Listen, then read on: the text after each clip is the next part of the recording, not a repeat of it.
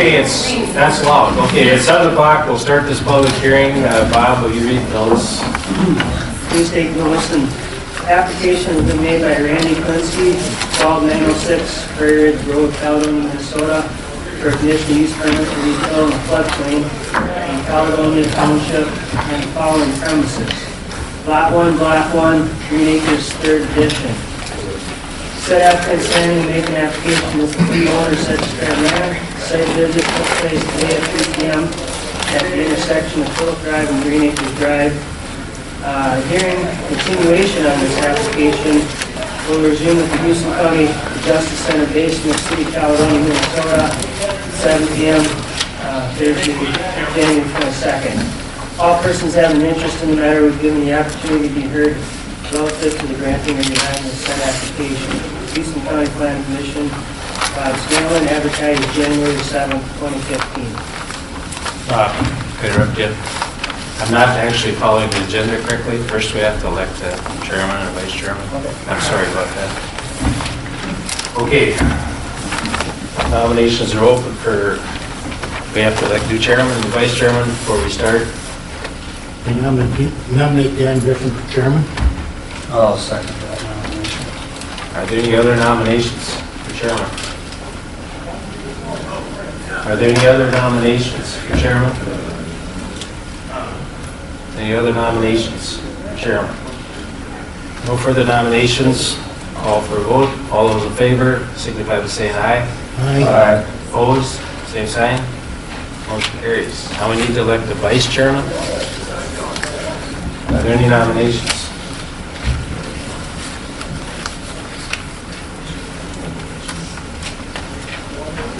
Glenn, you want to go vice chairman here? They nominated me, well. I'll nominate Glenn Cruz for vice chairman.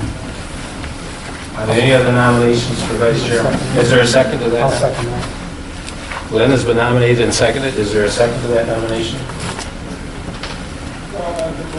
Are there any other nominations? Any other nominations? No other nominations. We'll vote on that. All those in favor of Glenn being vice chairman signify by saying aye. Aye. Opposed? Same sign. Motion carries. Okay, Bob, continue. I'm sorry about that. As I mentioned, the Planning Commission went out to the site this afternoon to look at the area that had been filled. Took into account some stakes that were set by the County Highway Department that showed where the approximate floodplain is in that area. Looked at the depth of the fill that had been deposited over the years by the former owner, and that was the main reason why the Planning Commission tabled it last time, was to have a chance to look the site over and look over some additional information that may have come in. So in that respect, there was 2 letters sent to my office yesterday, one from Caledonia Township and one from Randy Klinsky. I placed them in front of you there. If you want to take a little time to read both those letters, I think that would be appropriate to do now.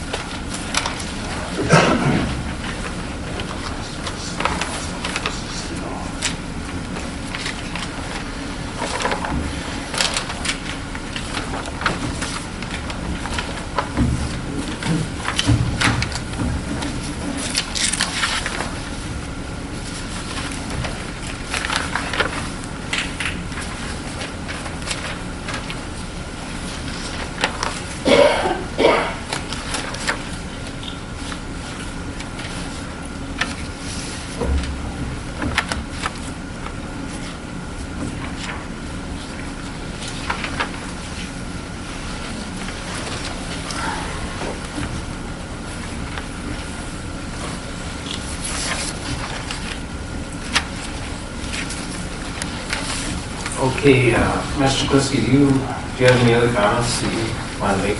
about Yes, this? not, that's, I got you all the information that I have on the subject.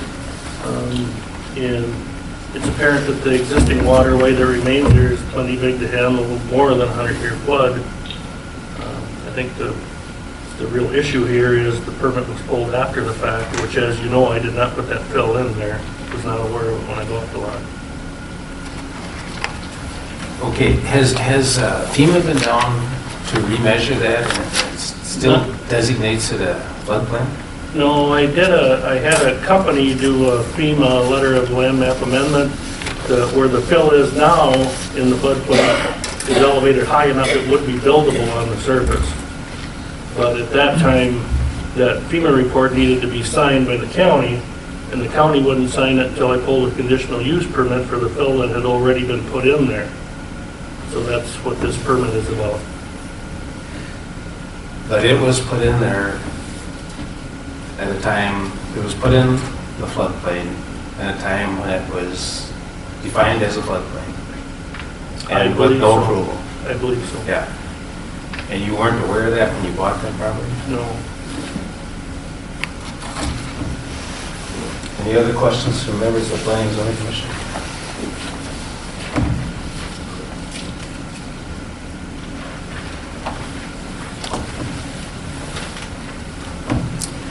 Is there anyone here tonight that wishes to speak to this application?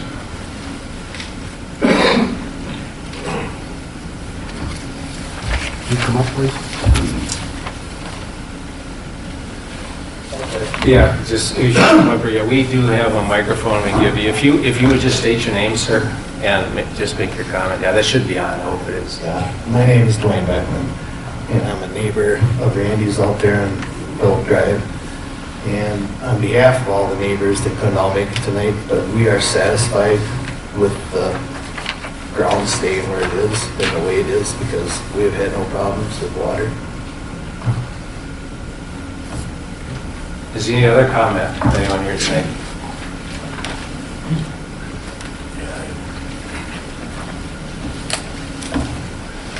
Kerman McCray, Chairman, Caledonia Town Board.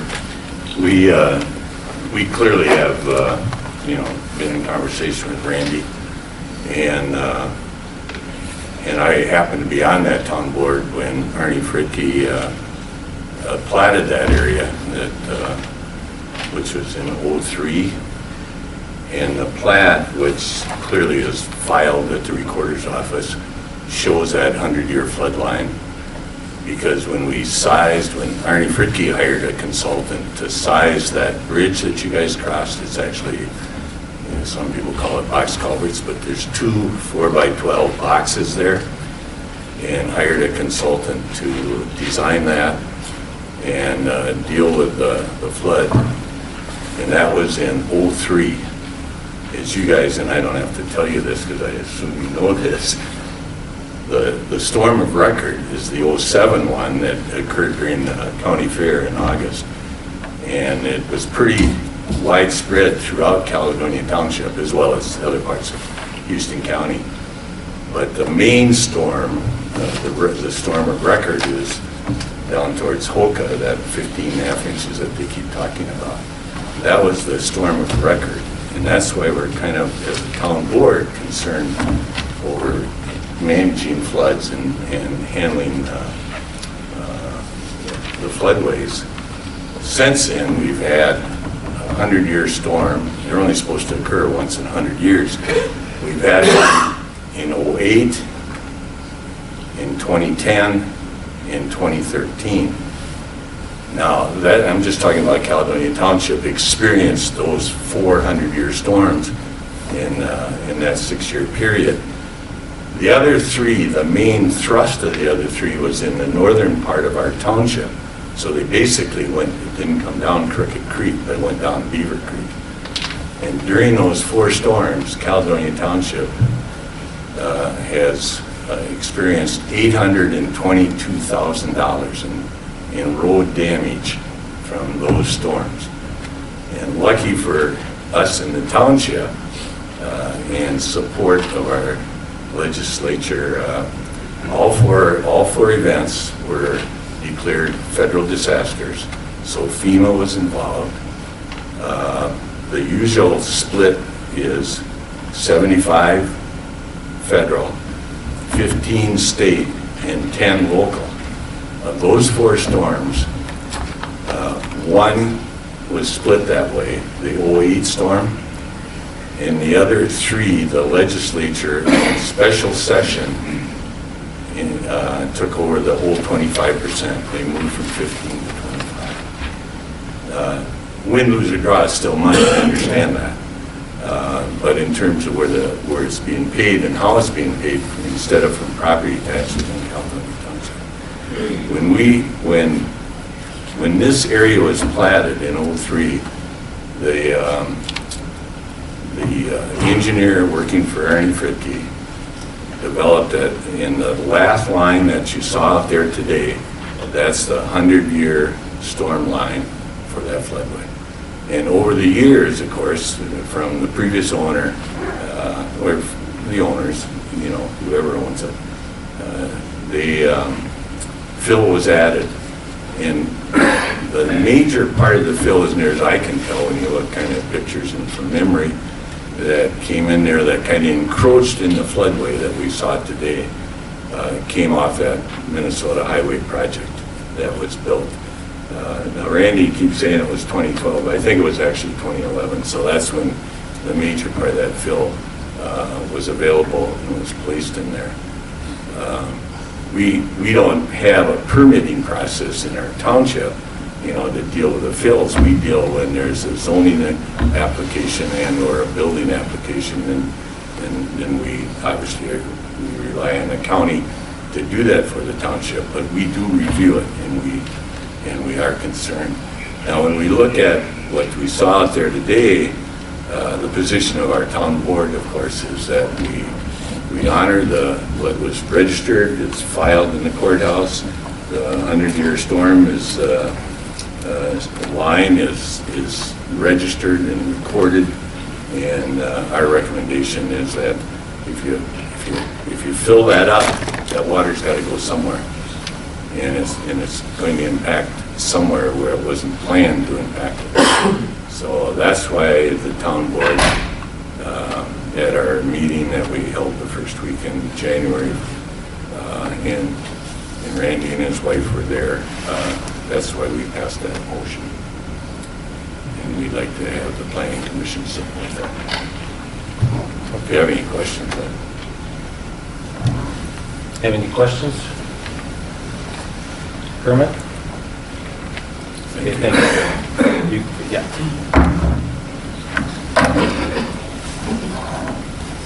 Is there anyone else here who would like to speak on this issue, this hearing?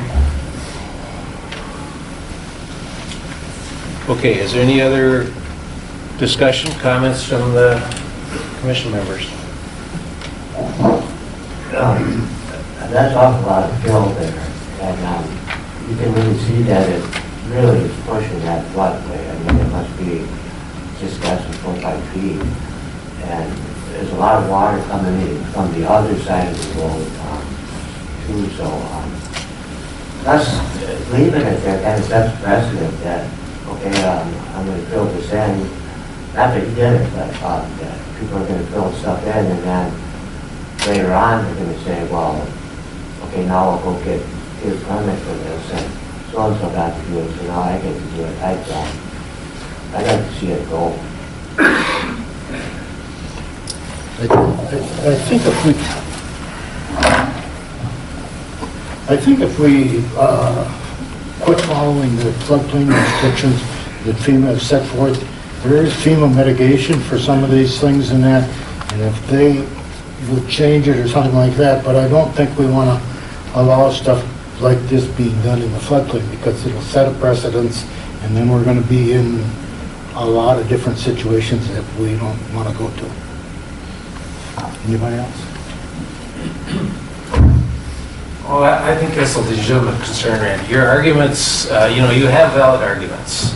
And in the end, maybe what you've done wouldn't change the water that much, possibly, we don't know. I haven't done anything. Or you haven't done it, no, but on your property. We know you didn't do it, but it's on your property. Right. But I think the big issue here is precedence. There's a reason areas are declared floodplains.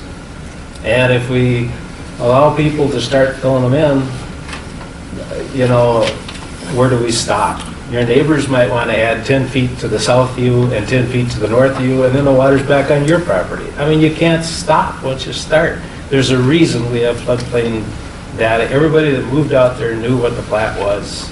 It's been recorded. We really don't have much option but to follow the floodplain. I'm sorry, but you're going to have to, I would suggest, my opinion would be that you would work with the township. It seems like they're offering to work with you to move this to an area more on your property. Is that correct? I mean, Yeah, like I told Kerman, I could put up concrete ingots along that south line down to the floodplain like Dean Foltz did, push about half of it over there. Then I just have the other half to haul out. so has FEMA been out to redraw the floodplain lines now? No.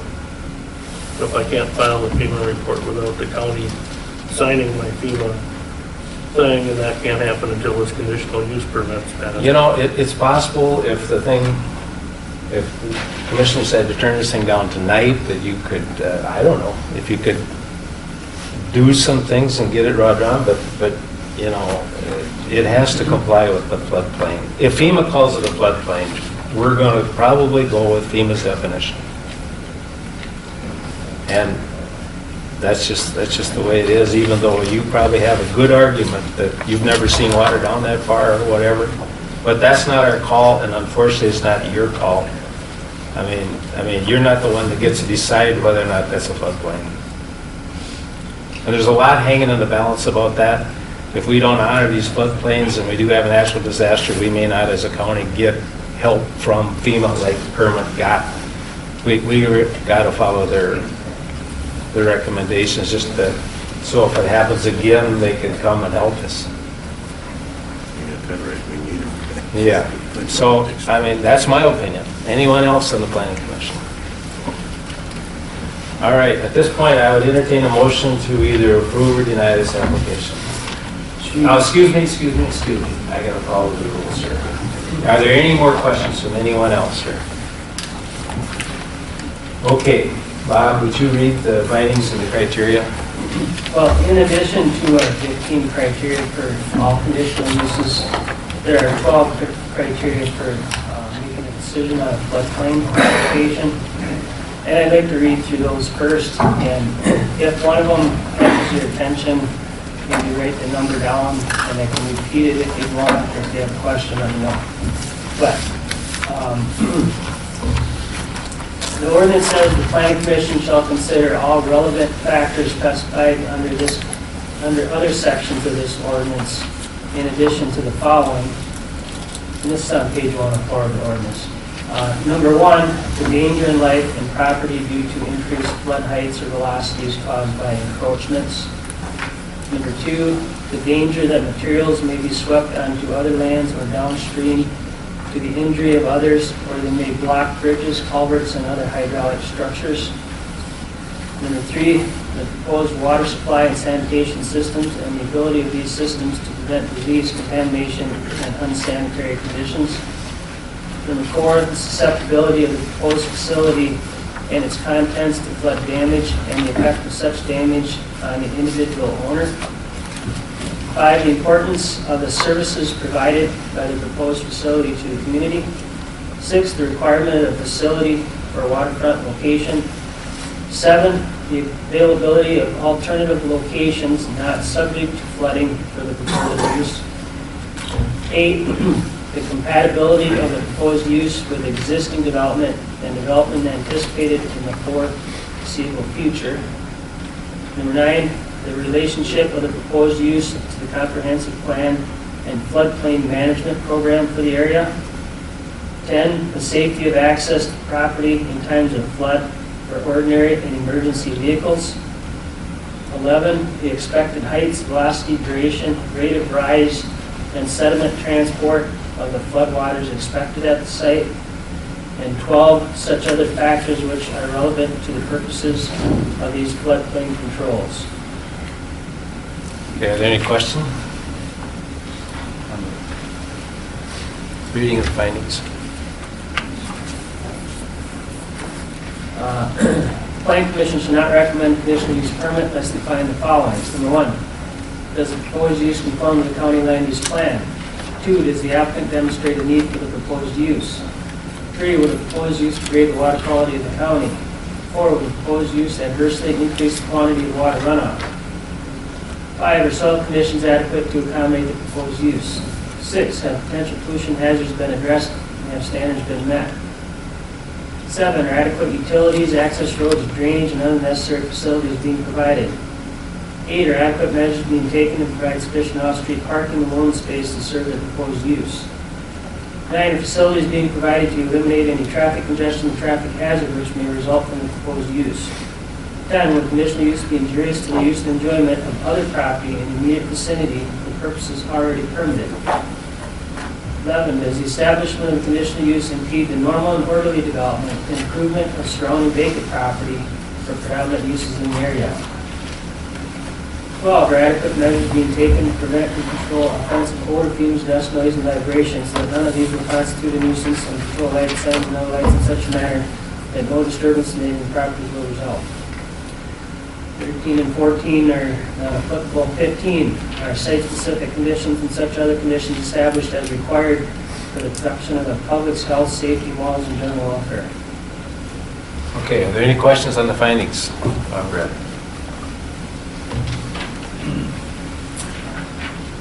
Okay, at this point, I ask for a motion to either approve or disapprove this application.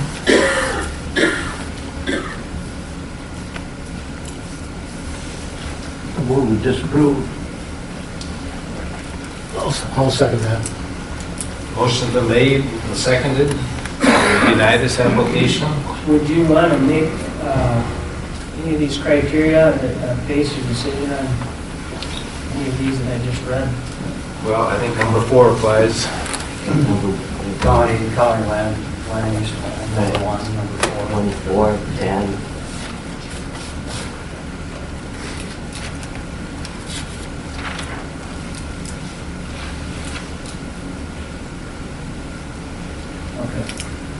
Any other discussion? I have a motion on the floor. It's been made and seconded. Any other discussion on this motion? I have a motion to deny this application. Is there any other discussion? If not, I will ask for a vote. All those in favor signify by saying aye. Aye. All those opposed, same sign. Motion is denied. The motion is passed, but the permit has been denied. That'll go to the board into final approval. Maybe with working with Kermit and that, or some of your neighbors down there, the film may be able to place the calls or something. I would My land's pursue, like- yeah, I would My land's pursue like- that. Okay, thank you all. Thanks, Ryan.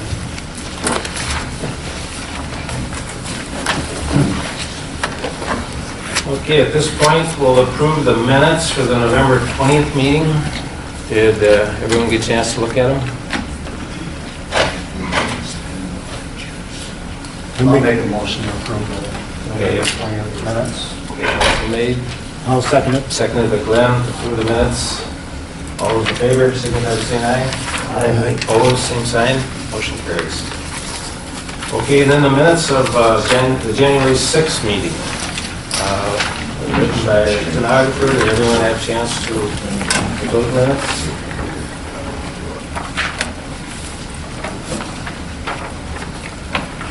I read them, and I think they look fine. I'll make a motion to approve the minutes from the January 6th meeting. I'll second that. Second by Rich. Second by Rich. See, where's Holly at here? You getting that, Holly? Okay. Motion been made and seconded to approve the minutes of January 6th meeting. All those in favor signify by saying aye. Aye. Opposed, same sign. Motion carries. Now we'll look at the zoning permits. Do you have any questions on those?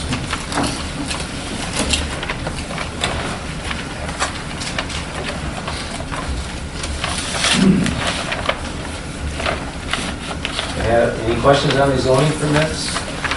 Okay, if there's no questions on the zoning permits, entertain a motion to approve them.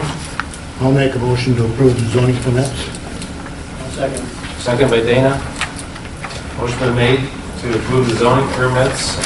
All those in favor signify by saying aye. Aye. Opposed, same sign. Motion carries. Okay, then other business. We've got this workshop that's coming up on February 13th. Does anyone have a comment about that? Or Bob, do you want to talk about that a minute? The workshop coming up in Mankato? Yeah, Jay Squire and Scott Anderson are putting on, along with Holst County, I believe it's Blue Earth County. And it would be out in Mankato. If anyone's interested, it's certainly a good opportunity to brush up on any zoning rule changes that came along the last year or two, but also just a good overview of zoning in general, and that's kind of the basis of it. So, especially new folks on the planning commission, it'd be a good opportunity for you to come abreast of everything. So, we'll take a couple vehicles out, and so the rides will be paid for. I believe it's $20, $25 a person. They'll be covered by the county too. So, no cost to you. That's Friday the 13th. At least still. Okay, and at this point, we'll take up discussion of the draft mineral extraction ordinance. And in considering this draft ordinance this evening, the goal of the Planning Commission will be, of course, the goal as we go through this is to address the concerns and the negative impacts of large-scale mining operations. But in doing so, that we not hinder the economic viability of our existing sand mines and rock quarries. So the procedure for tonight's hearing is as follows. First, those of us on the Planning Commission will be discussing this draft ordinance and the proposed amendments. We'll be going through this draft page by page and section by section. As we go through it, if the members of the audience, if there's anyone in the audience, if you have any questions or if you need clarification on any part as we're going through it, please write down your question and cite the page number and the paragraph if you can. That would be helpful. And Holly has sheets of paper for you if you want paper, so you can come up with your own paper. Or Rick has paper in the back of the room if any of you want to write down questions. Now, when the Planning and Zoning Commission is finished discussing this draft, before I ask for a final motion to approve or disapprove this draft or amended draft, we will gather your questions. We will read them and we'll answer them to the best of our ability. Your questions must be specific to the language in the draft. We may call on staff or the study committee members, who most of them are here tonight, at this point, during this process here, for additional information. So at tonight's meeting, from this point forward, the only people who will be recognized to speak are Planning and Zoning Commission members, members of the study committee who drafted the proposal. Okay, at this point, we'll go to the draft proposal. Now, as we go down through this draft, certainly as a result of the written comment period and as of our public hearing, we realized there needed to be some changes made. So this draft, there are some changes proposed by the study committee. Those changes are highlighted in yellow as we go through here. But we will discuss that briefly, but if you have any questions, Planning and Zoning Commission members, any questions, we will be discussing them here. And if you want to make any changes, state what you want to change and why, and we'll discuss it and we'll call a vote. So as we start here, there's the purpose and the jurisdiction. The first two sections, they're stated. Is there any discussion on the way the purpose and jurisdiction of this draft ordinance is stated? If not, we'll move to the definitions. And under subdivision 1, the term transloading has been added to mineral extraction and mining. That's going to be part That's going to be one of the definitions of mineral extraction and mining, and as a result, you'll see as we go through this what's required of that. Any questions regarding that change? Yeah, we defined transloading before in the original, it wasn't in at all. It's in here, it's in 3 times now. Why wasn't it there before? Why is it there now? It might have been an oversight on my part, or not my part, but on the committee's part. You know, we just probably didn't consider the necessity for it. But, you know, in thinking through all the things that might come up, the committee thought that that should be added in here as a definition. And by adding it in here as a definition, it's going to have to definitely be permitted. Be a permitted operation, obviously.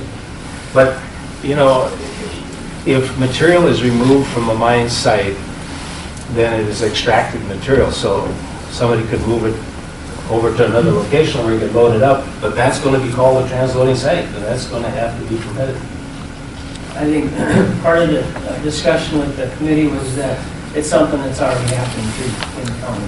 That's true. And on existing mines, and it's through discussion and from what we heard from the last meeting, January 6th, it's a need for mining operations to stay in business here. So it's part of the regulated, part of the ordinance that would be regulated under that mining and mineral extraction and mining, everything else. Okay, I think as we go down through here now, I'm going to ask the committee members here, we're either, when we go through these paragraphs, if there's been a change made to it, I'm going to ask if there's an objection to that change. And if there's no objection, I'm going to say that the change remains in there as stated by unanimous consent. And I will say this going through these motions. But if you object, just object if I ask. What about, how does the public then, I mean, if there are questions, that their input kind of gets dumped because we've already said, okay, we've moved on. That doesn't stop us from coming back Okay. and making another change. And the input from the audience will be read prior to our final vote. And so if something comes up, yes, if something comes up from the input from the audience and you want to move on that or do something, we will take the motion, we will discuss it here. So, but at this point, the term transloading has been added to the mineral extraction and mining paragraph. If there's no exception, is there any objections to that? If not, we'll accept it by unanimous consent. Okay, the next section is commercial construction minerals. Now, this is the definition of it. It includes sand, stone, soil, and shale. We added those so there's no misunderstanding exactly what we're talking about here. We expanded the definition. And these minerals also fill material. We're talking about fill material. But for the purposes of this section, ag lime and lime screenings are considered aggregate. There was some question that the way we originally had it defined, ag lime and ag screenings would be called sand. And of course, they're not. So we are excluding them. We are defining that they are considered aggregate for the definition. Okay.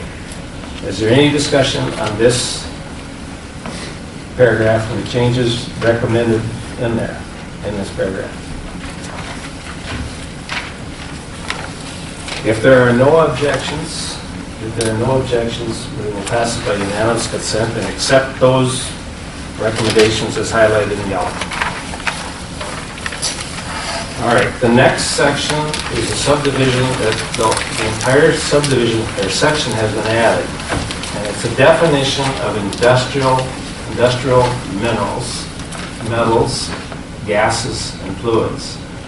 And minerals such as graphite, diamonds, gemstones, kaolin, and other similar minerals, all petroleum, gases, and fluids, all metallic minerals including nickel, tin, silver, titanium, vanadium, cadmium, I can't even pronounce some of these, but anyway, manganese, cobalt, copper, so on and so on.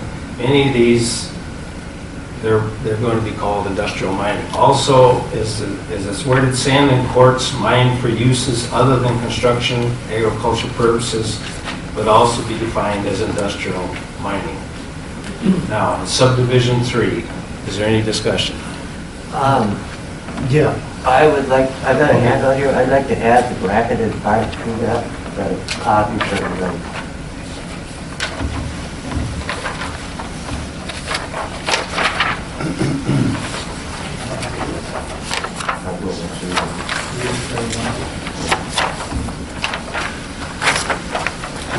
Stop. All right. One more.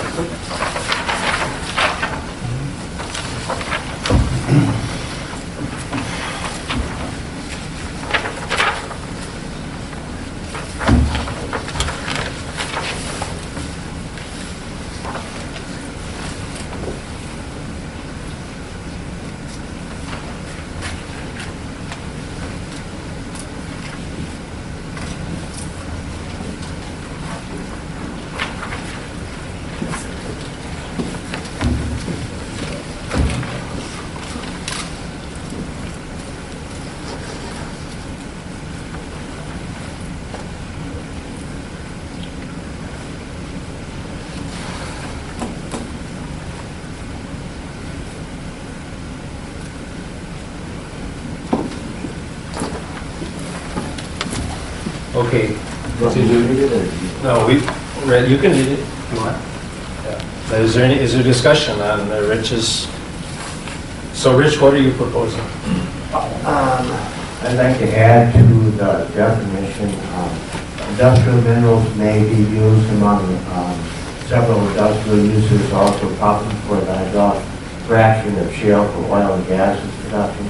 Silica sand is categorized as an industrial mineral by the Minnesota Department of Natural Resources North American Industry Classification System under classification number 212322. It just adds a little more of the definition to our definition. I think, being on the study committee and that stuff, I think some of the language here, we should add to this language, we are using the volume limits as control of industrial sand. Let's just discuss, we're going to discuss Rich's proposal. Just the definition. Yeah. So is there any other discussion on what Rich has here in front of us? Would that be a problem for existing sand mines that have silica sand in them if they're used them for other purposes? If we classify it as industrial, it takes that out of it. I think it would. See the, Then they'd be categorized right along with other sand. I think as we continue through here, not to get ahead of things, but when we get to prohibited activities, if we add this definition to industrial minerals, it will help clarify things on prohibited activities. but the problem I see, Rich, is you've got naturally existing high quartz level stone and silica sand and quartz. Sand is crushed quartz. So, I mean, I think it's unnecessary to go that far. We're calling sand, sand, and we're not, sand and quartz is what we're calling it. It's called sand. Sand could be a problem later on. I think we're going to lump all sand under this definition, but if you start calling it by other names, pretty soon, it's hard to narrow it down. It's categorized as an industrial mineral by the Minnesota Department of Natural Resources and the North American Industry Classification System. It's not like this is an opinion.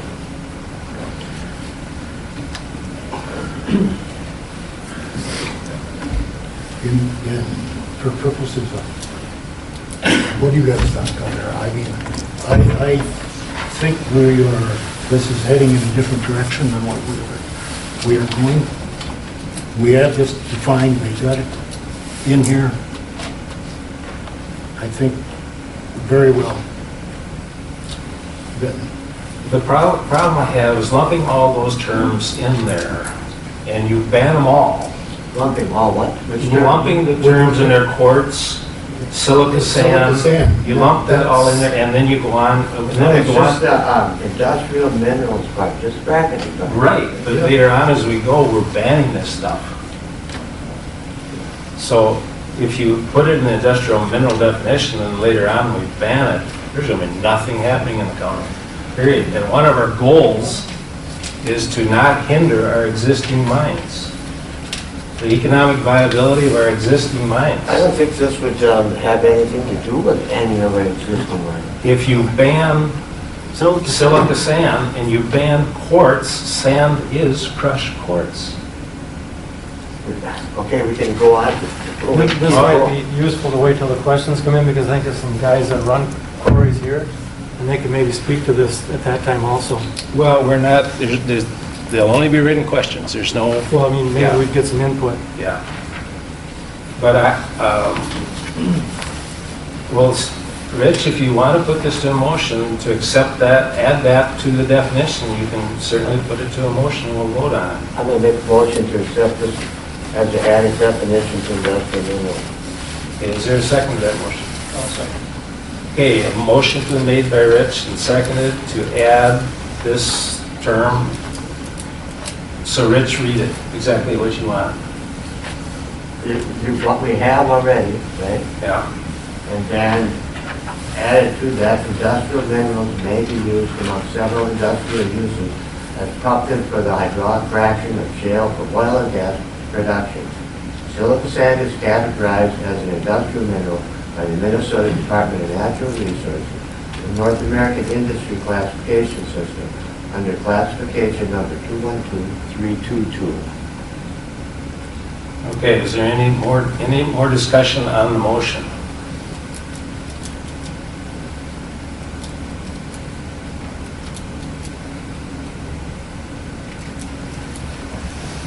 Okay, at this point, we'll take, no other discussion, no other comment on that?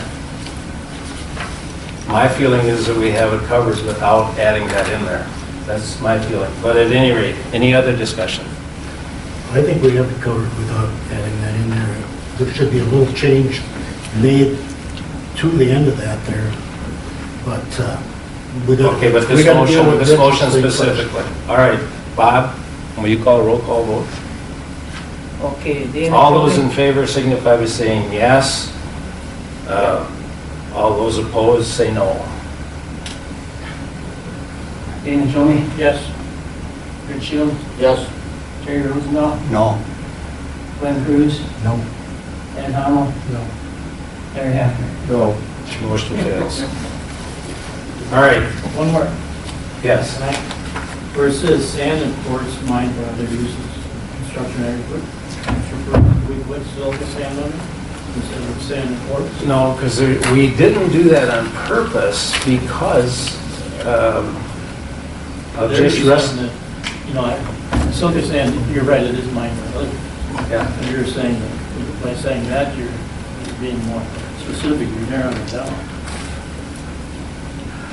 But possibly, I mean that, but we thought that the study committee thought at the time that we came up with this, that sand is sand, if you try breaking it down to silica sand, whatever, you may go to a mine and you're going to have to go out there and classify, what's that? You'll have to test it then. Yeah, so for our purposes, we were going to say sand is sand. And so, and sand is crushed quartz. All right, so that's why the study committee put it that way. You know, to try to keep it simpler to follow up and enforce and keep track of. So, I have a suggestion or whatever, we've had discussion in the committee and it didn't quite get into this ordinance or the way it was written and with the study committee and that, and from my understanding, for uses other than construction or agricultural purposes. Sand and quartz mined for in excess of the volume limit as defined in section 110. Dash 208, 20708, paragraph 4 is the limit on sand. And that takes care of what it is. And as a prohibited activity in excess of the volume limit as defined in this section. So you're suggesting those, I'm making a motion that we include that language. so everybody understands, is there a second to that motion? Does everybody understand? Which, Well, you want to restate that motion? to the industrial minerals, very last line says sand and quartz mine and for purposes other than construction and agricultural purpose. The construction and agricultural purposes should be taken out and it should be defined as industrial sand will be in excess of the volume limit as defined in section 110.2708 paragraph 4. Which defines the limit as 60,000 yards. Anything over that is industrial.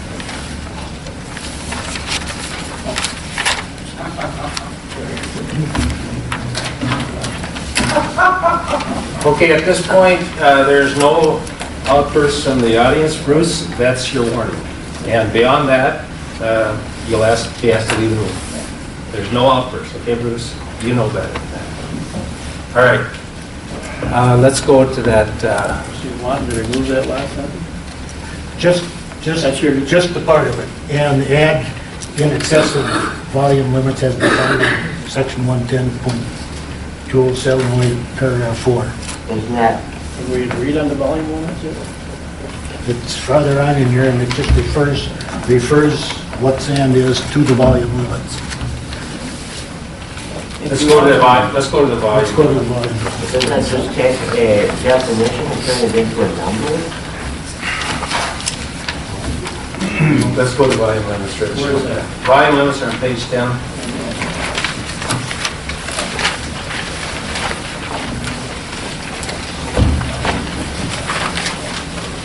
Okay, volume limits read, the way it's stated right now, sand mines shall be capped at a volume of 60,000 truck yards per year per site. The limit can be exceeded during times of government-declared natural disasters or emergencies or a public construction project. The zoning administrator shall approve in writing any exceedance of the limits. So what you're proposing is under industrial minerals, anything mined in excess of those volume limits would be considered industrial mining. And at another paragraph, we ban industrial mining. We prohibit industrial mining. That's correct. All right. Go ahead. Just a second. Is there, first of all, there's a motion on the floor. Is there a second to that floor to insert that language, to change that language? We discussed it? I would like to have a motion and a second and then go to discussion. I'll second the motion. Okay, a motion was made and seconded. Okay, Rich, discussion. Well, why did the study committee put this language in, sand and quartz mine for uses other than construction or agricultural purposes, and now, as a member of that very committee, you want to take it back out and use just a number to define what industrial sand is? How does a number define a product? Yeah, the study committee makes recommendations to the planning and zoning commission. You understand? Yes, I get that. but- Yeah, all right, you get that part. All right. That sentence was inserted in there at the end of the meeting, and after we talked to the lawyer for one thing, he says that sentence is unenforceable or very hard to enforce. He said that it's difficult for a Houston County ordinance to follow a truck out of the county. The enforcement of the way that thing is written would have to take place in some other county. We don't have places that, I mean, if they would be taking it out to take to some frac sand processing facility, which we don't have. If that's, or what other use it is. But that really wasn't the intent of the committee all along. The intent of the committee all along was to my understanding, was to put a cap on sand mining at 60,000 yards. I thought the intent of the committee was to try to work out the differences between silica sand or frac sand and construction sand, and leave construction sand and our quarries alone, and Right. deal with something that was completely new and different. That's And- true. And what you're doing now is you're saying, you're taking out sand and quartz, which is a definition, and you're defining it with a number.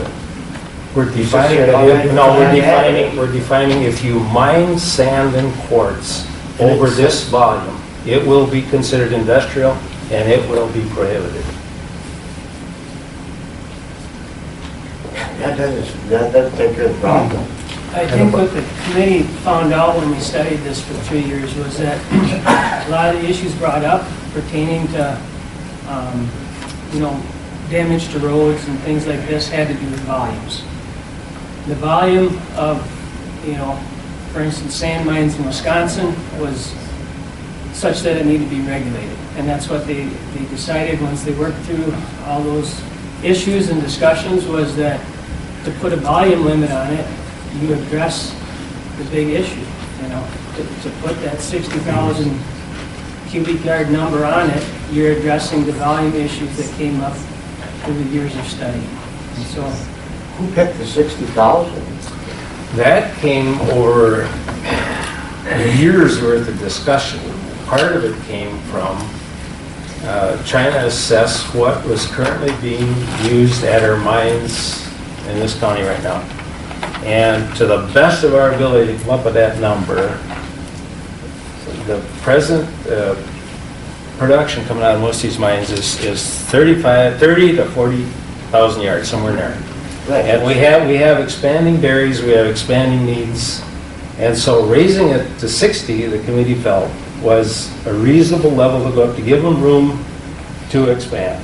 And if you talk to anyone in the frac sand industry, well, I hate using that term, but But it's common. yeah, all right, I'll use that term. But anyway, what they're looking for is 500,000 to 1 million yard operations. And we're thinking that capping it, the committee was thinking that capping it at that level, it would give our existing mines room to expand where they're at to satisfy local demand. And we heard loud and clear that we don't want to affect their existing mines. They're not causing a problem in this county.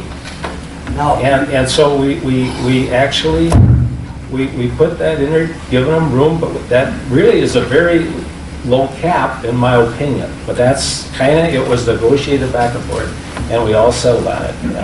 Now, if you have a mine every mile, and everybody gets 60,000, First of all, there won't be a mile, yes, when we get to density, you'll see that there's a mile between the mines. That's true. But when you lay the setback overlays on the map, half mile from a trout stream, quarter mile from a residence, when you lay those on the overlay, you would be amazed at how little land would be left to mine. tell you what, if they're after 500,000 and you're giving them chunks of 60,000, it adds up pretty quick. But Rich, every single one would have to have a new cup come in, go through the DNR requirements, go through the permitting process. And the mile apart is if there was an area that was outside these overlays, outside these setback overlays, the mile apart would separate them, blow them out of there fairly fast. And also, they have to come in with a mining plan. These are, what we're talking about here is new permits that will come in. And they're gonna have, most stuff that has any water anywhere that's close to it. It's gonna have a year monitoring. You're gonna have, then all the input's gonna go through the zoning and planning commission, and they can put all the restrictions on that for the health, safety, and welfare. So they got it covered by putting all this stuff, whatever restrictions they want to put on. Who's going to enforce that? You just got done saying that if putting in this last sentence, it would be unenforceable, who's going to enforce all those? Not the last sentence talked about. The conditions put in the conditional use permit are. Right, but those are just words on paper. I mean, No, they're binding. To physically enforce something means you might have to go look, check, That's right. so who's going to make sure that happens? Enforcement is up to the commissioners. Now, you take that up with the commissioners, really, that's where that question needs to go. Enforcement is with the commissioners and the zoning administrator. Mr. Chair, Yes. clarification. Yes, you're a member of the committee, please stand up. Yeah, Justin. Just confusion, I guess, what Yeah. I'm hearing. Yeah. Mr. Cruz's motion, was that to add that to the end of that sentence? It was the substitute, I believe. Substitute, yeah. Yeah, Substitute. Okay. yep. Could I comment? Yes, absolutely. I see this as the definition of industrial, mineral, gas, and food. This is how you identify that term. All these are in there. Later on in the document, we put limits on it, and I struggle with, if you exceed the limit, now you become this, when you weren't before. I mean, the limit doesn't make the definition change, I don't think. Well, if you, Right. I think what you're saying though, if you mine over that level, that activity will be considered industrial mining. And will be prohibited. Okay, well, I mean, I think it makes it more confusing. Just to put a number I mean, we there got- instead of a definition. But And in, just to say, okay, this is a volume, Yeah. and now it's industrial sand, at 59,000, it was okay. It was construction sand. that's But it's still the same thing that's coming out of there, not, right, but it's defined at that volume limit. Well, You cannot exceed that volume limit. it's physically You know, the same thing. that's So you true. get 60,000. That's true. Now it's different. What But does that, you have to have just a half a truck go out to change that? Well, it could be at that level. The point is this, the point is that we're trying to protect the county from the negative impacts of large industrial mining. We're trying to do that. I mean, the committee, when we talked about it, was trying to do it through volume caps, Rich. Well, can't we also do it through definition? No, because you're starting to go into quartz and silica sand and everything else, and who's going to define that? Sand is You sand. just define construction sand. Sand is sand. And when you start defining it silica sand, we had an application not that long ago that was strictly agricultural and construction. That's all that particular mine had ever done. And there were people claiming that mine should be shut down because it's silica sand and we got a ban on silica, we got a ban on track sand. That's the confusion that comes in when you start going to silica sand and calling it these different things. But in commercial and construction, in the definition, you talk about definite stone, retaining walls, revetment stone, roofing granules, fill material, and other similar uses or used for agricultural uses as ag, like bedding sand for livestock. So there it's defined as sand. That, it could be silica sand as, Yes, it as could. bedding. Yes, right? yes. So let's go back over here. It could be. And you can leave this in here. It Yeah, but- doesn't matter if it's in there. But Now I'm just saying, okay, now this is a volume, it's a number. Leave that definition, why take it out? Because you've already defined construction and commercial standard back here. let me answer your question. Question is, we can't put it there because we're going to ban, we're going to prohibit it. It's going to be prohibited activity. It's not prohibited as a construction test. It's not prohibited on page 1, but the minute you put it over here on page 2, it's prohibited. By putting a limit on something, that's something we do throughout the zoning ordinance. That's what zoning does. Right, but that's not how you define something. We will collect your questions at the end of this discussion. This would be part of the definition, but by putting a limit on it, reduces the impacts, and that's what zoning does. One of the goals of zoning is to reduce impacts. All comments will be directed to the chair. They will not be given up here until The proceedings are over.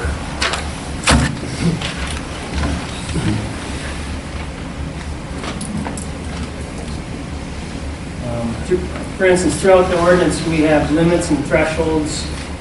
For instance, on feedlots, there's a threshold of 300 animal units. If you exceed that, you need a conditional use permit. If you exceed 1,000 animal units, you're considered a CAFO, and you require a federal permit. So that's similar to what we do throughout the ordinance, and it's a tool that counties use to regulate things. Is there any other discussion? Okay, at this point, we have a motion on the floor and seconded to change the last sentence in subdivision 3 to read, "Sand and quartz mined in excess of the volume limits as defined in section 110-2708, paragraph 1. Sand and quartz mined in excess of those volume limits would be considered industrial mining."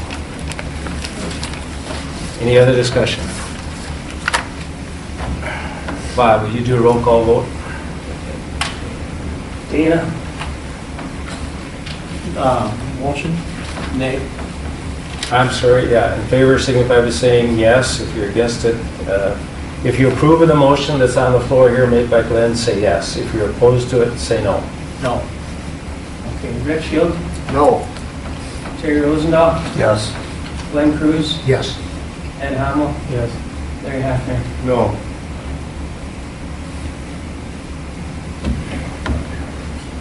Motion carried, Motion 3. carries 3-2. 3-3. 3-3, all right. Oh, then, Then I got to vote. yep, you do the timer. I think it should be changed, yes.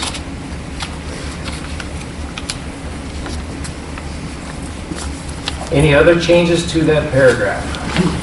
After a little more discussion we had last week or two here, the second line of that paragraph talks about all petroleum gases and fluids.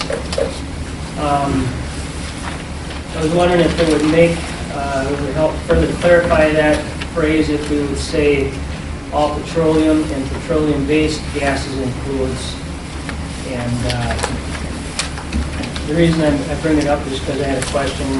Someone was reading it said, well, water's a fluid. If I drill a well, and I consider the industrial minerals, metals, gases, and fluids. So I didn't know if that would help, better help clarify that sentence with the addition of 3 words.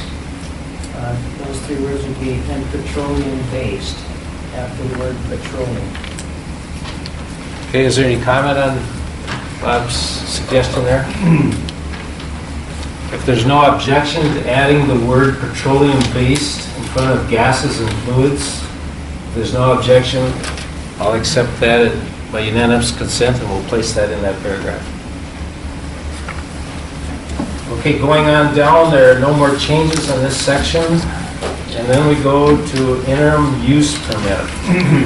And in here, the recommended changes is that we use the interim use permits for short-term mining operations. Such as the case if there's a road building project or something like that where you want to take out 10,000 yards or less, rather than have you go through the lengthy, well, you'd have to get an interim use permit to do that, but you would not get a conditional use permit to do that. And so there would be less requirements for that.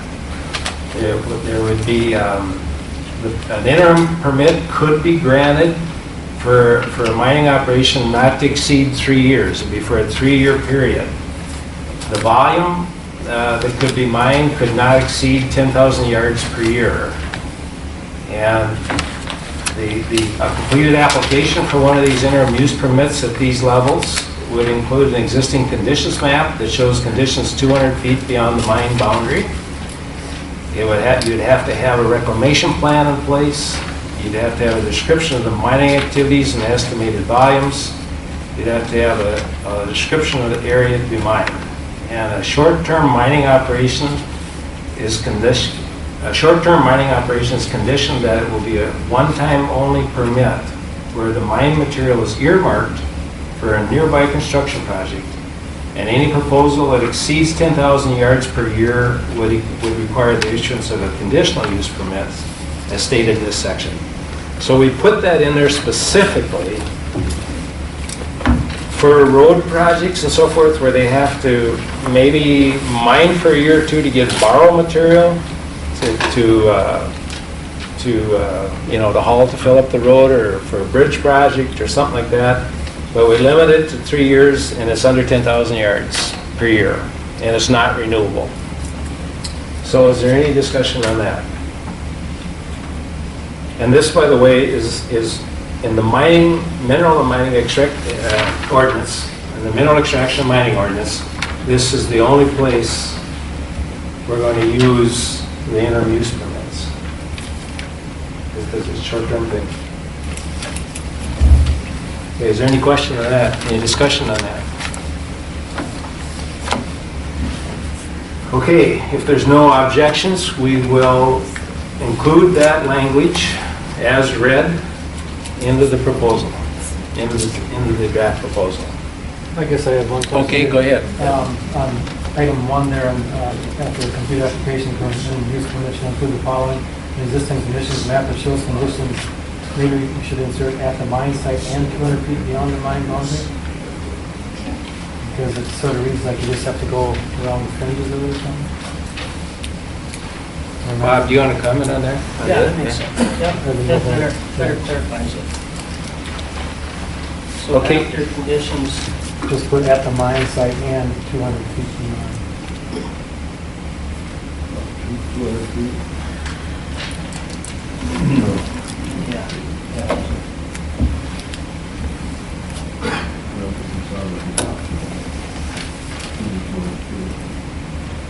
Maybe at least 200 feet? Yeah.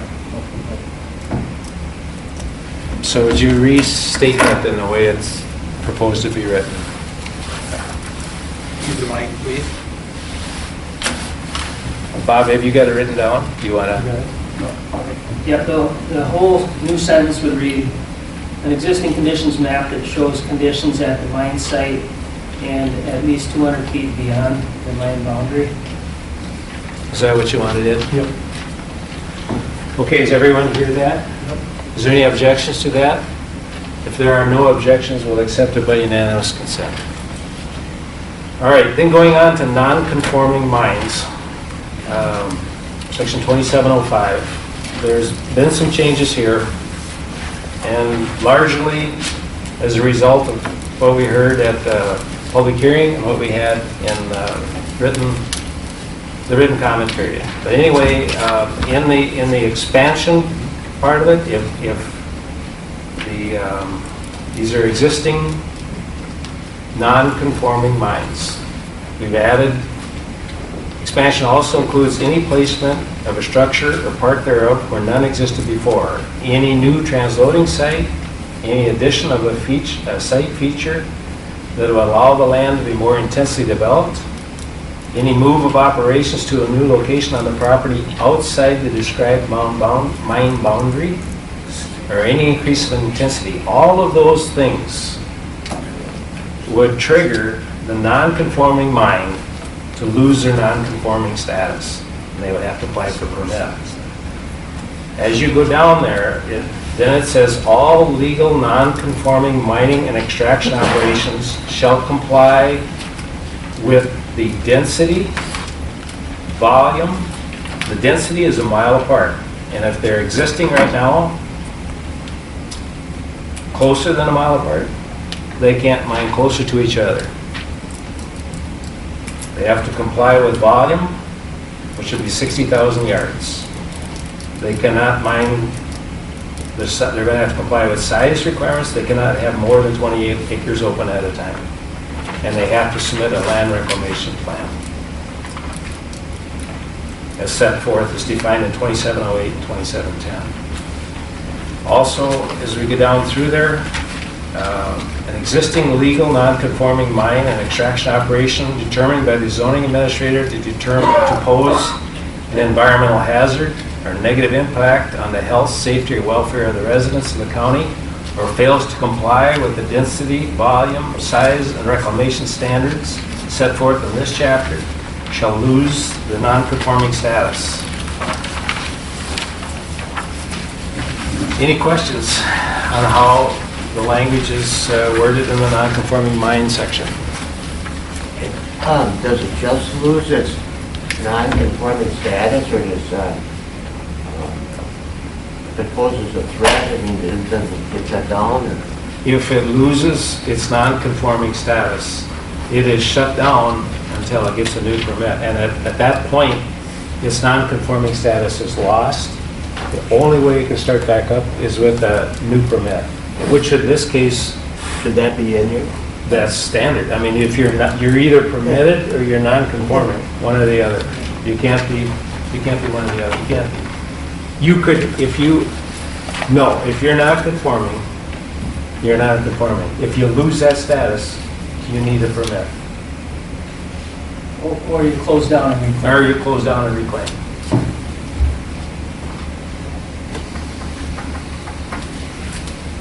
Any other questions on this section? Any more discussion on this section, proposed changes? If there's no objection, we will accept these changes by unanimous consent. Okay, the next section is conditional use permits.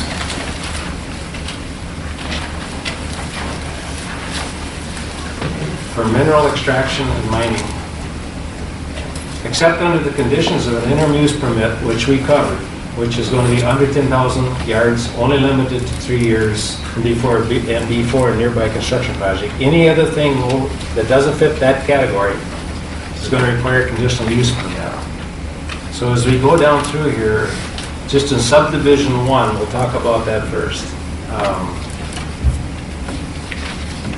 It lists the things that he must do to get it defines what he needs to get to has to supply. One's a road use agreement there, as it talks about.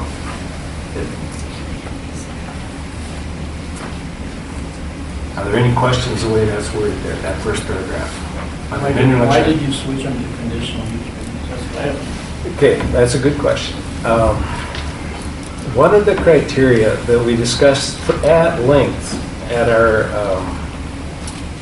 study committee operation, what their environment there was, why would you require an interim, and when would you require a conditional use permit? One of the things that we came up with was the investment that you put forth. The rationale behind an interim is that it's to an individual for a small operation or something specific to what he can do or specific to that situation. But if what you're proposing to do requires a huge amount of money, a lot of effort, and so forth, that probably reaches the threshold where you should be granted a conditional use permit, so it could at some time be transferred subject to the conditions that were put on it at the time it was approved. See, the way we've got our interim permits worded right now is that they are absolutely not transferable. They're given to an individual or an entity, and they're not transferable. And we're very glad we have them, because we have a lot of applications that that's exactly what you want to do. But one of the criteria, again, is how much money, how much effort is the person applying putting into this. And this is what we do in the feedlots. If a guy's going to build a $200,000 feedlot, it's going to go with the land, and it's going to be something that he can sell someday if he wants to sell it. It doesn't expire when he expires.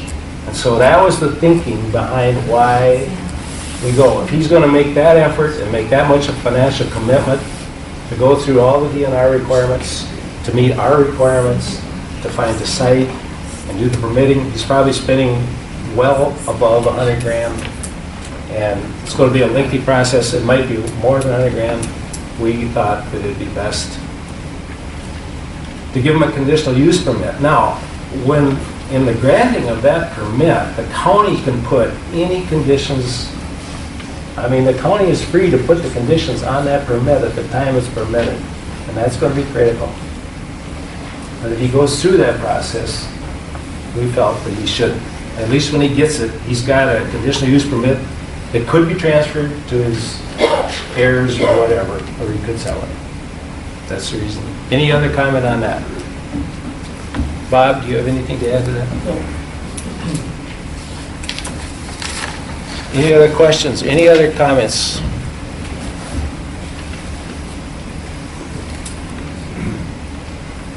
So just covering that first subdivision,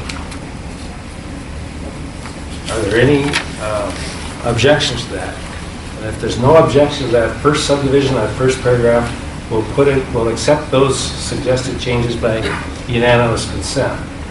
Now, the next subdivision gets to the road use and maintenance agreement, and there's only one change we made in there, but I'm going to talk a little bit about it. You have to bear with me because we had a lot of questions about that road use maintenance agreement in the last public hearing. And I'll read it. Except for temporary uses associated with road construction, a mining proposal with the following traffic or land use characteristics shall be accompanied by a road use and maintenance agreement prepared consistent with the provisions of this section, unless the requirement is waived by the relevant local governing unit. In this case, that would, in our county, that would be a township, or it might be the county. No application shall be considered complete unless accompanied by such a report if required. Now, I'll get to the requirement part in a second. A road use and maintenance agreement is required under the following circumstances. Units that generate more than 30 heavy trips per day, according to the Institute of Transportation Engineers' most recent trip generation manual, or 30 heavy vehicle trips per day based on the best available data. Where the development proposed cannot be adequately described by the ITA, trip generation will be estimated by the operator based on that. Basically, what this is saying is if this mine is going to generate more than 30 heavy truckloads a day, the local governing unit or the county can step in and require the road. Bob, you help me on this, but they can require that road maintenance agreement. Now, up to that point, that's what's going to trigger them looking into it. Justin, go ahead. Okay, let me explain real quick. Go up here so you guys can see me and Yep. hear me. There's a microphone here too, Justin, if you want. All right, can you guys hear me talking loud enough? Okay, great. What I think Dan's kind of trying to get at, and correct me if I'm wrong, Brian kind of brought up the fact that I know there's people in the mining industry that are going to say, hey, we put out a lot more than 30 truckloads and that might affect us.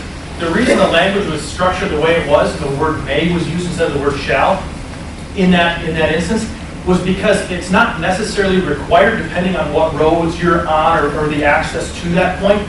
If you live on a heavily constructed road, such as a state highway, it's built and can handle a little bit more load, so you may not need to require that. If you're mining off of, say, a township road or a minimum maintenance road where it's not built so much, it might be required just because of how that is built, so we're going to try and minimize the impact. So a lot of thought went into it. We didn't want people to get too alarmed that the people in the industry are going to say, geez, now 30 truckloads, I'm going to have to get this. No, not necessarily. It's just there as a preventative in case it's needed. So I don't want anybody to think that if it's required, that's why it was left that way. If you put the word shall in there, everybody required, obviously then the cost for the small mining operations that maybe are using 35 or 40 trucks, they're just over that limit, it's going to go up. So it's that way just as a preventative in case, depending on the situation. Does that kind of clarify? Yep. Thank you, Justin. We apologize that Brian's not here tonight because Brian could explain this a whole lot better, but one thing, he did send us a letter explaining some of the stuff, and one of the things he said was that the county has two ways to recoup money from mining operation to fix up the roads. Number one is an aggregate tax. You tax everybody, and you use that money to fix up the county roads. The county used to have an aggregate tax, but they did away with it. Probably because 2/3 of the aggregate was coming to the county and the townships, and it was being added on, so the county and the townships are paying their own tax. That might have been one of the reasons, I'm not sure, but it got taken off. All right, the other way you do it is through a road maintenance and use agreement. But by state statute, as I understand it, you can only charge the mining company enough to fix up the road. But once the road is and you should do that, and you can do that. But once you get to that point where the road is fixed up, you can't keep charging them beyond. You can't create a slush fund. It can't be an added tax. It can only be up to the point to the road is brought. A lot of these roads, like Justin said, are already up to specifications, and some are not. And we'll be getting the townships involved in this. If there ever is a mine sited on a township road, they're going to be the first people involved to determine what's needed to bring that road up. The specifications working with our county engineer. And that mining operation will be paid. All right, is there any other, hopefully that explains it. There may be more questions on that, and we'll try to get back to that with relying on Justin and Rick, and we can read more of Brian's letter, but we'll move on. All right, okay, is there any objections to inserting, just the term local governing unit was inserted in there to be more clear. Is there any objection to that, or inserting that language in there in that paragraph? Okay, by unanimous consent, that will stay in there. We'll accept that. Okay, the next changes were made over on subdivision 6, referring to prior conditional use permits. And in there, it's been changed.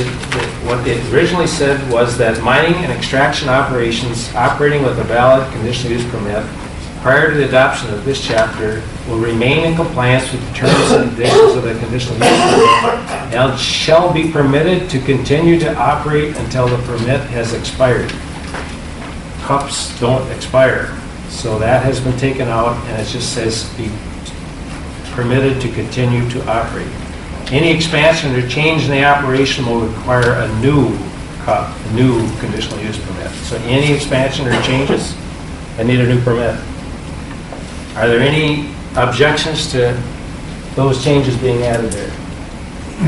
I got one we want to put there, be permitted to continue to operate subject to the conditions in the conditional use permit. They may have, when the permit was issued, there may be conditions in there, and they still want to be, they're still valid. Absolutely. They must continue to operate within the conditions, but what it says here, which remain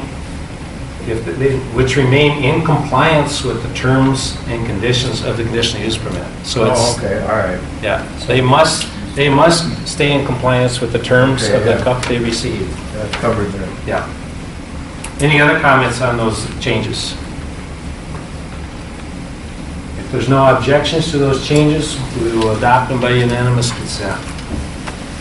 Okay, there's also just a slight change made in the next paragraph.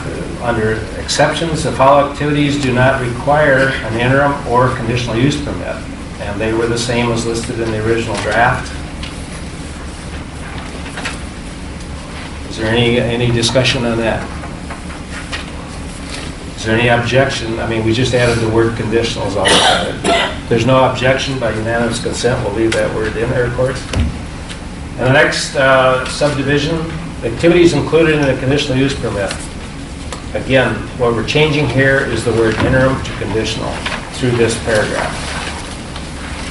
And we also added the word transloading all through this draft. So any transloading facilities are covered by this draft and will need a conditional use permit in all cases. Any new ones? Is there any questions with the language as it's inserted in subdivision, this paragraph? If there is no objection, we'll accept those changes in that paragraph by unanimous consent. Now we come to prohibited activities and the changes made there. The first change was number 5, any washing of mine, commercial, and construction minerals with the use of chemicals and procedures not approved by state and federal regulations. So there we're going back and referring to what was changed there was commercial and construction minerals, which goes back to the changed definition on page 1. So we're highlighting the changes on page 1. We brought it forward in here to any washing of mine, commercial, construction minerals with the use of chemicals and procedures not approved by state and federal regulations would obviously be prohibited. Now, sentence number 6, any washing of commercial and construction minerals other than aggregate with chemicals has been scratched, has been taken out. And is there any questions or discussions on why that was taken out? Basically, what the committee found, and I might call on Justin later to go into this more, but at this point, the basic reason this was taken out, because we have found that there is sand and aggregate being washed in small volumes at this point for some applications. Some sand does get washed presently for concrete, for blacktop, for sewer, and but it's a small percentage of what's being mined. And so we figured that if it's doing it, and we're not going to impact, we crossed it out. I mean, that's what the committee came up with and recommend they do. Now, go ahead, Rich, you had a question on that? No, I mean, Okay. you have to wash mason sand, you have to Yeah, wash. yeah. So anyway, that's why that was taken out. Then the thing that got added was number 9. Any mining of industrial minerals, metals, fluids, and gases is defined by this section. And I guess, I don't know if you want to add, actually which 2703 paragraph 3, if you want to add that, but it's in this section, is prohibited. So again, any mining of industrial minerals, metals, fluids, and gases as defined by this section is prohibited. That takes us way back to our definition of industrial minerals and metals and gases. Not the definition, the volume. The volume is in the definition. The volume is the definition. If you go over that volume, it's defined as industrial mining, and that's prohibited. So is there any comment on what's done there under prohibited activities? If there's no objection, as read, we will adopt that language as stated in this draft. Okay, in the next paragraph, again, we just substituted the word interim for conditional.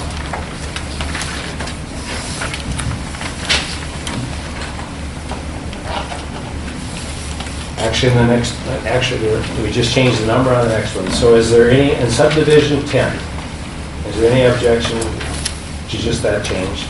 If none, we accept that change by unanimous consent. Now, as we move on, there's a few changes made just with adding an S or an apostrophe or whatever in that next paragraph, but no substantial change.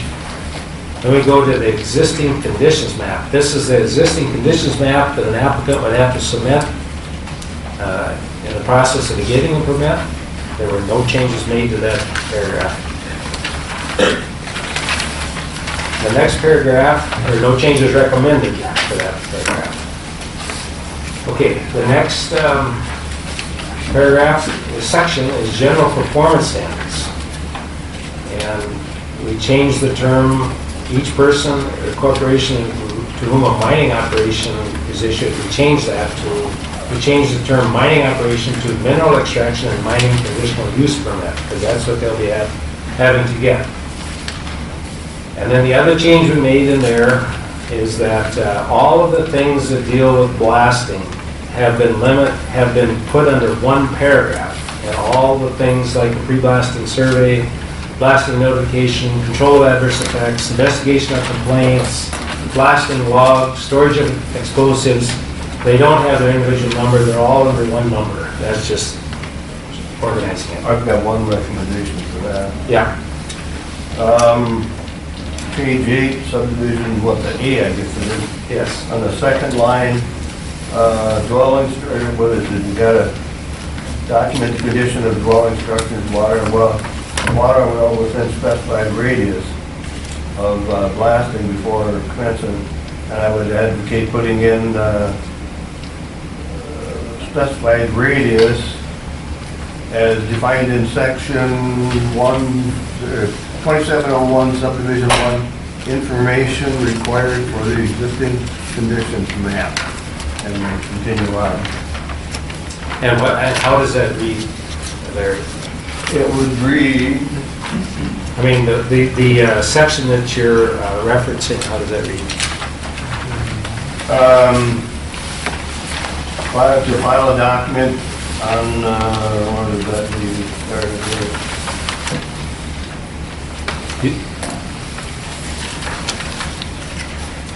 File a document, a condition of well structure or water well within the specified radius as defined in section 2701, subdivision 1, information required on existing conditions map of the blast, and then go back to this.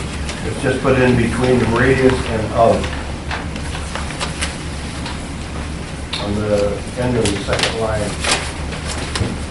I'm not sure your reference of 2701 is correct, though. What reference? Could be 2711, I'm not sure. 2711?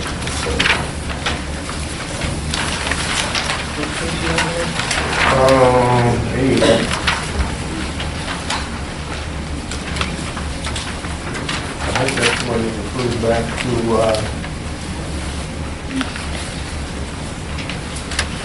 It's under which section, Larry? Did you say the operations map or operations plan?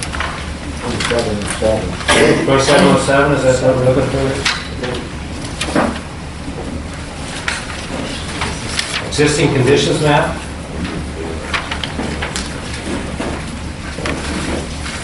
Yeah, that'd be right, 2707. Refer back to 2707, is that what you're saying? Yeah.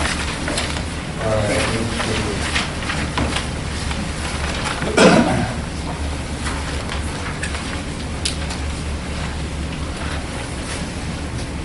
Which, Oh, yeah, okay. That's the one that has this topographical features, a 10-foot contour. yes, that's the existing conditions map. Yep. And then that, within the specified radius is somewhat ambiguous. You need to know where to get it. Well, we're talking a half mile. Do you want to just insert half mile there? Is that what you're thinking? I mean, it's in section 8 already, pre-blasted survey.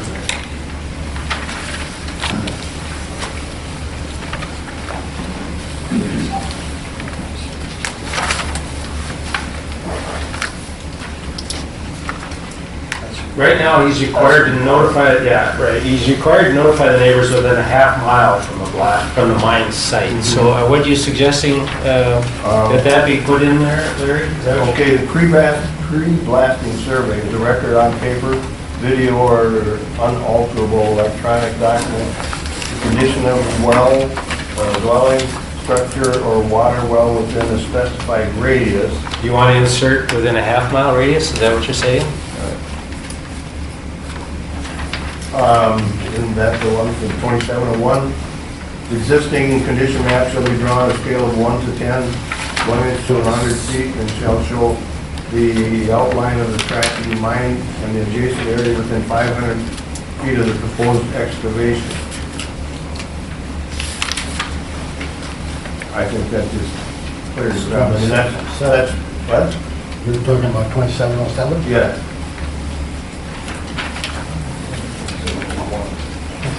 So, That's the very first Yeah. No, that's, section. And I just like things when they say within the specified radius to tell them where that is. the only problem I see with that is that's only 500 feet out. And he's supposed to notify people a half mile away. So if he's doing a pre-blast survey, he probably should be going out a half mile to do it, not 500 feet.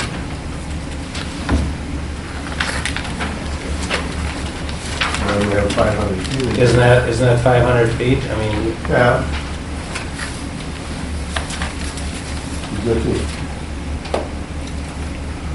Existing condition, remind an adjacent area within 500 feet to the proposed excavation.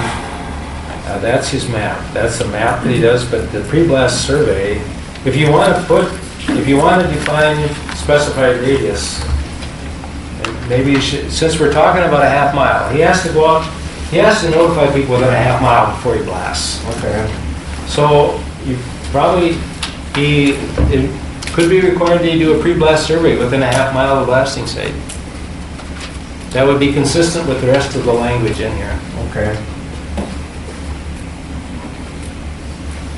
So, within a half mile of the specified crop, in the specified radius, how do you word that? well, you would just say, rather than specified radius, you would say within a half mile of the blasting before commencement of blasting activity. All right. That would be consistent with the language that flows after it. So change specified radius to a half mile.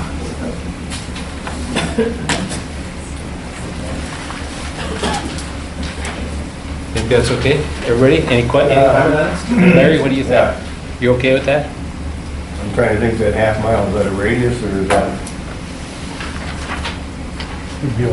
within a half mile of the blasting site? I guess would be radius, huh? Yeah.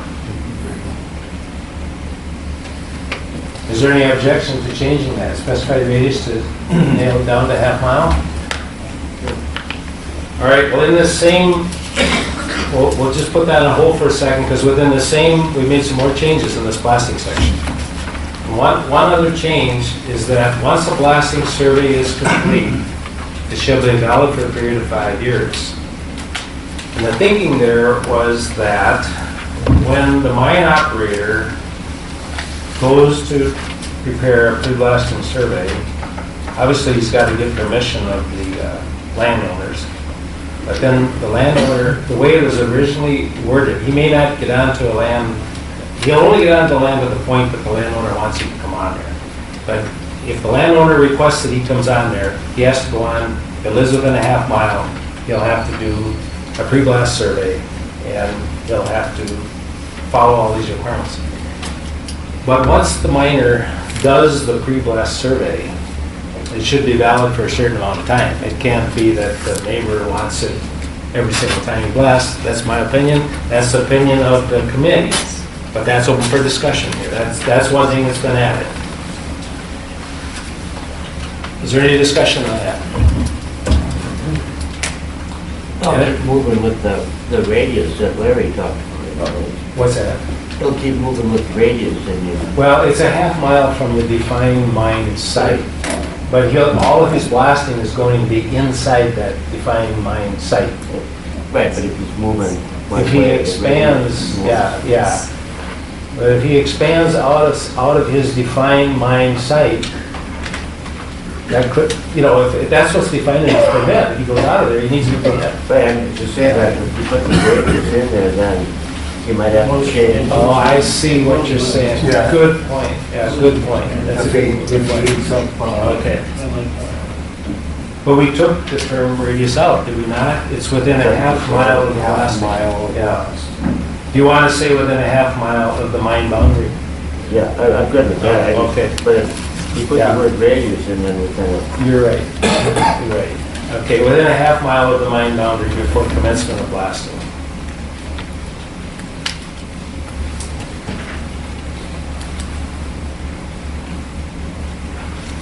Larry, you okay with that? Do you understand what we did there?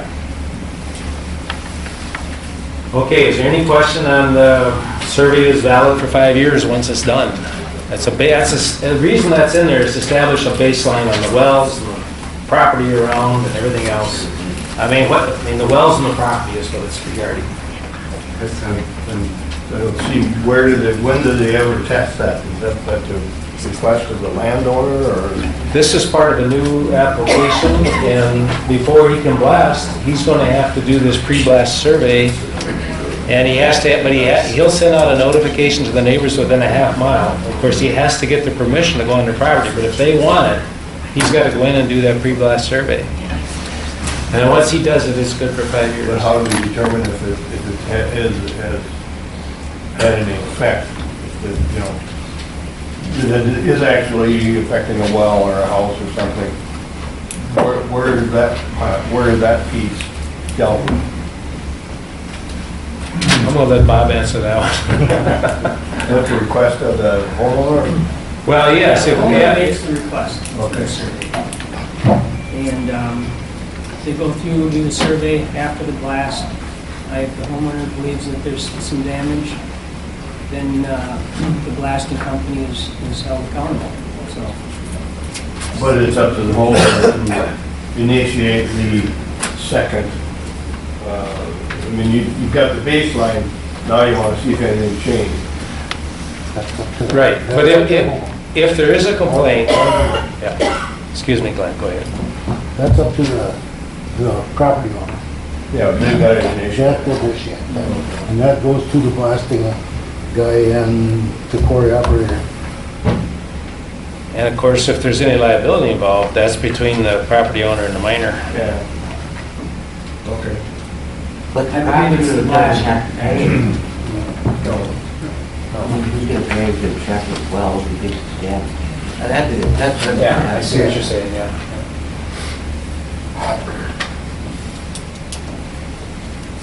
I need further clarification on that. So what if a neighbor says my well is damaged? So then the miner's gonna have to go out there, and how would that work? The burden falls on the blaster. Yeah. So, you gotta show them proof that it was damaged, you know, and we'll do that. Who paid for that testing? That I don't know.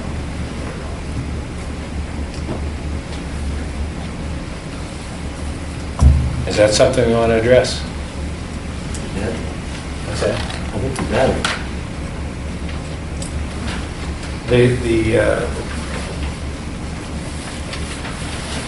Yeah, could be, just so, yeah, if the owner, if the neighbor really feels his well has been damaged, yes, he should report it, and the miner has to come out and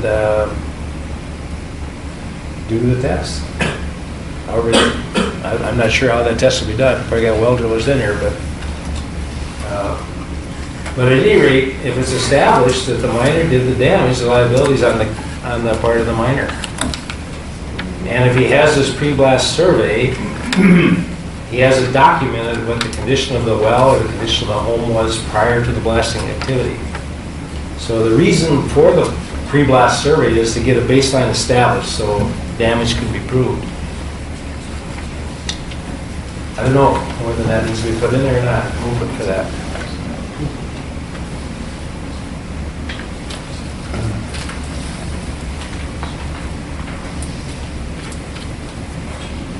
How expensive is that survey gonna be? Would it be? A pre-blast survey, probably, if in a half-mile radius, is somewhere 10 to 20 grand. I was thinking maybe, once a year they could redo the survey, but not, probably that's prohibitive. If you read farther down on page 9, it talks about, investigation of complaints. Oh, there you go. So there is some description of that process, but as far as who's liable, that's, I don't know. Okay. You have to look through the court system. Part of the survey would be like how old the wells are. I think if, if you got a 7-year well, at least, when it's working, when it's working, at least it's recorded as being, older. Yeah, make sure it's cased and how far it's cased and how deep it is. Because otherwise miners could get, end up on the hook for something that maybe was gonna happen anyway, that they didn't really do. Well, the reason for the pre-blast survey is to establish a baseline. Yeah. And the county's going to require that for any new applications. They're going to have to go out a half mile, and everything's going to have to be documented, going out a half mile from the proposed site. So there's a baseline. And the way it's worded right in here now is once they do that pre-blast survey, it should be valid for 5 years. They wouldn't be required to do another pre-blast survey in a 5-year period. What do you do if somebody moves in that wasn't there when the survey was done? It's relevant to the property. So, you mean a new house is built? New house, new well. New house, new well. Well, first of all, it'd probably be in violation of the setback requirement. What are we at here? 1,320 feet. Well, you have to be 1,320 feet back now from a residential structure or from a district zone residential. 1,000 feet from a district zone residential or a quarter mile from a new house. So There can't be a new house within a quarter mile of the existing mine, but the half mile, there could be one within the half mile. Right, that's what I'm wondering about. Yeah. Well, at that point, if there'd been no pre-blast survey done on that property and somebody builds a home, legally builds a home and that, outside that setback, then probably, yeah, he's required to do a pre-blast survey within a half mile. And if there's a new house there, he'd have to probably go do it. It seems like there should be some language in there for that too. Yeah, if the homeowner requests it. If the homeowner requests it. Yeah. Yeah. That's not covered in here at this point, is it? Well, it says that he needs to do it within a half mile. And if somebody moves in with a legal, Okay, upon written yeah, request, okay. yeah, the homeowner requests it, the homeowner would have the right to request it if he's with outside the setback, yeah. Obviously, he can't build a house if he's within it. but- Okay. Okay, is there any other question on the blasting? Is there any objection to the language in the blasting? There's no objection, we'll adopt the language as stated by unanimous consent. Now we go to volume limits. And this is highlighted in yellow, we'll read it. Volume limits, sand mines shall be capped at a volume of 60,000 yards, truck yards, per site, per year per site. The limit can be exceeded during times of government-declared natural disasters or emergencies or a public construction project. The zoning administrator shall approve in writing any exceedance of the limits. Any discussion on that paragraph? I have one. Larry? Go ahead. I was going to suggest that we put calendar year in there instead of per year. Larry? Same thing. All right, a suggestion made that in the sand mines be capped at a volume 6,000 yards per year to add per calendar year per site. Is there any objection to adding the word calendar there? If there's no objection, we'll insert the word calendar there in unanimous section. Rich? Yep. Yeah, where the 60,000 is still kind of bothers me because, I mean, 35 to 40,000 is what, average going on right now, is that right? That's what that's the best information we have, because Why do we double it? it's not really double, but it's close. We first of all, we felt on the committee that 60,000 yards is a low enough number to keep out large-scale industrial mining. I mean, 60,000 yards was not, back to your definition there, 60,000 yards is a low enough number. But yet, it's up there. We don't want to, one of our goals is not to overly hinder our existing mines. And so if they're mining at 35 to 40, we've got a lot of new dairies in the county. And really, the dairies are the ones that are after this sand. Because it's clean, it's low in dirt, they have low semitic cell counts. The dairies are the ones that really are after this sand. We have dairies expanding in the county. And so we think that quite possibly, and there may be construction, if they have a consistent dairy business, there may be a construction project comes up alongside of them, they want to bid on it, they're very easy to get to 60,000 yards. And yet, it's at a low enough level that we felt it would discourage any large scale operation from wanting to come in here in the county. If you dropped it to 40, it would still be low enough to keep people coming in for the sand volume, but whoever had the permit could also apply to expand his permit to 60,000. Then you need a new permit. Yeah. Yeah. Which is a couple $100,000, 100 to 200 grand 100, 200 grand. to get a new permit. 100 to 200 is that? I know it's a big area. I don't know, but I know it's 100 plus, Rich. It's a big requirement to get a new permit. And again, we don't want to hinder any more than we are our existing mines because we don't feel that they are a problem. So we don't want to overly burden them. And we think that 60,000, they're going to argue that 60,000 yards is too low. Have they been arguing that when you I'm talk sure, about yeah, probably. Well, no problem, but Yeah. But the best information the committee could gather at the time was that most of them are 35 to 40. Some of them may have already bumped up close to 60 on a one-time basis if there was a big construction project next to them, you know? And we don't want to limit trade. These guys, I know. yeah. So a lot of people can argue 60,000 is plenty low. It's lower probably than it needs to be to keep out large industrial lines. You know, a lot of people say if you set, actually there's townships in Wisconsin that have set it at 100 and they feel they're protected. I don't think we should use Wisconsin. No, I know. Okay, yeah, but they came up with that number thinking that number, some townships came up with that number thinking that was a low enough number to keep large industrial lines out. Ours is, we feel pretty low. And I might say that one of the reasons it probably works here is a lot of the construction companies do have access to the sand that's being dredged by the Army Corps of Engineers down in Brownsville. That takes some of the pressure off. Because that sand piles, City of Brownsville's Army Corps of Engineers, it's not regulated by the county. Okay, is there any other discussion on the volume limit paragraph?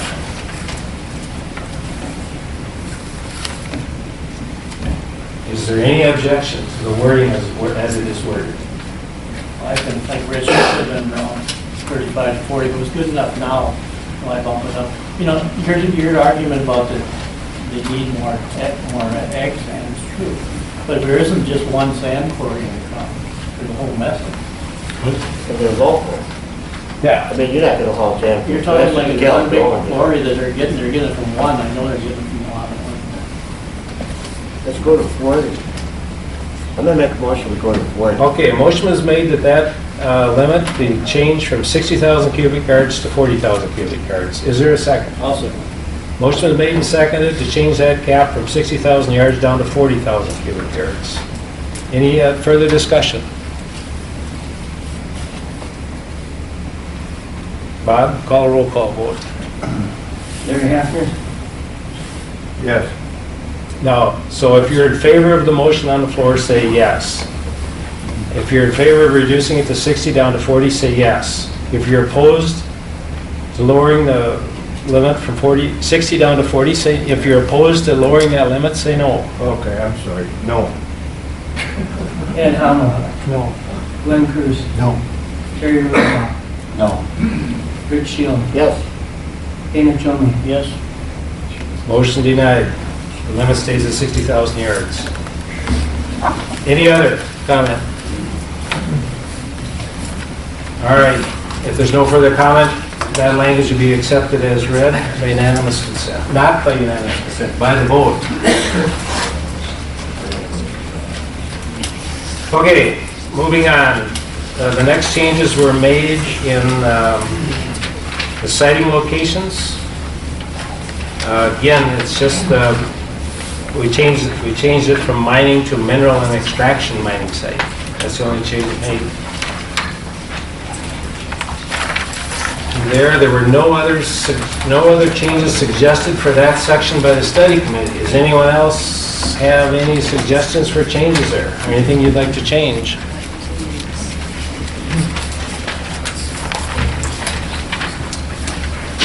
Okay, if there are no objections, we'll accept that section as printed and add it to the document. Number 4 up here. Okay, there is. Huh? Yeah. Okay. All right, the written consent of the owner of adjoining property. What page? Page 12. Page 12. Paragraph 4. Paragraph 4. Before the written consent of the adjoining owner, that's never been required. If they want to get a variance or whatever they get, they've never been required to get the neighboring landowner. They just came in and applied and handled it. There's nowhere else in the ordinance that requires written consent from adjoining property owner to be able to grant a variance. Typically, the way that works, variance requests, applications go through the Board of Adjustment. We use certain criteria. and vote to approve or deny request based on those criteria, not somebody's, for example, neighboring property owner's opinion. It's based on the criteria. Okay, you know, presently, the way the language is written, if you're applying for a cup, there's a 50-foot setback from the property line. That's in conditional use permits. Now, this language is expanding that setback to 100 feet. So we're doubling the property setback from the existing ordinance. So now, if the language that's in there is if the mine owner would apply for a variance to go closer than 100 feet, or if the mine owner would apply for a variance to go closer than 100 feet to the property line. It's stated here, the way it's stated, he must first get a written consent of the adjoining property owner. This is the only place we require that, so that's the discussion. You want to leave it in there, or you want to take it out? How did it get in there? What? I think it's lifted from the EQB language, I think, at the committee meeting. Some of these committee meetings got very, very long discussions, and so some of this stuff was just lifted and put in there, and nobody challenged it.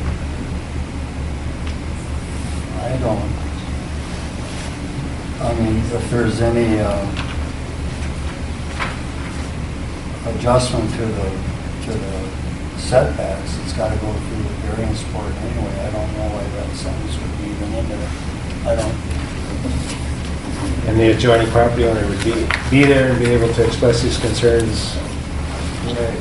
I mean, the setback is set in the ordinance already. And if there's a deviation from it, it would be addressed at that time through the variance board. And 50 feet is standard now, and we're going 100, correct? Correct. So we're adding 50 feet to it already. So I would. Do you need a motion to take that out? I would scratch that. We would. That last sentence, if that's. That really gives that property owner the right to stop it before it gets started. Right. So how do you want to leave? Is it a discussion to leave it in there or to take it out? I would make a motion to take out that last sentence and that. I'd second that. Okay, we have a motion made and seconded to remove that last sentence in paragraph 4. Bob, you call a roll call, please. Larry Haffner. What is it? Okay, I'm sorry, I'm not doing my job here. All right, if you, the motion has been made and seconded to remove that last sentence from paragraph 4. If you're in favor of removing that sentence, signify by saying yes. If you're opposed, signify by saying no. Yes. Okay, Dan Hamel, Yes. Ben Cruz, Yes. Terry Rosendahl, Yes. Rick Shield, Yes. Dana Chomey. Yes. Okay, that sentence is stricken from that paragraph.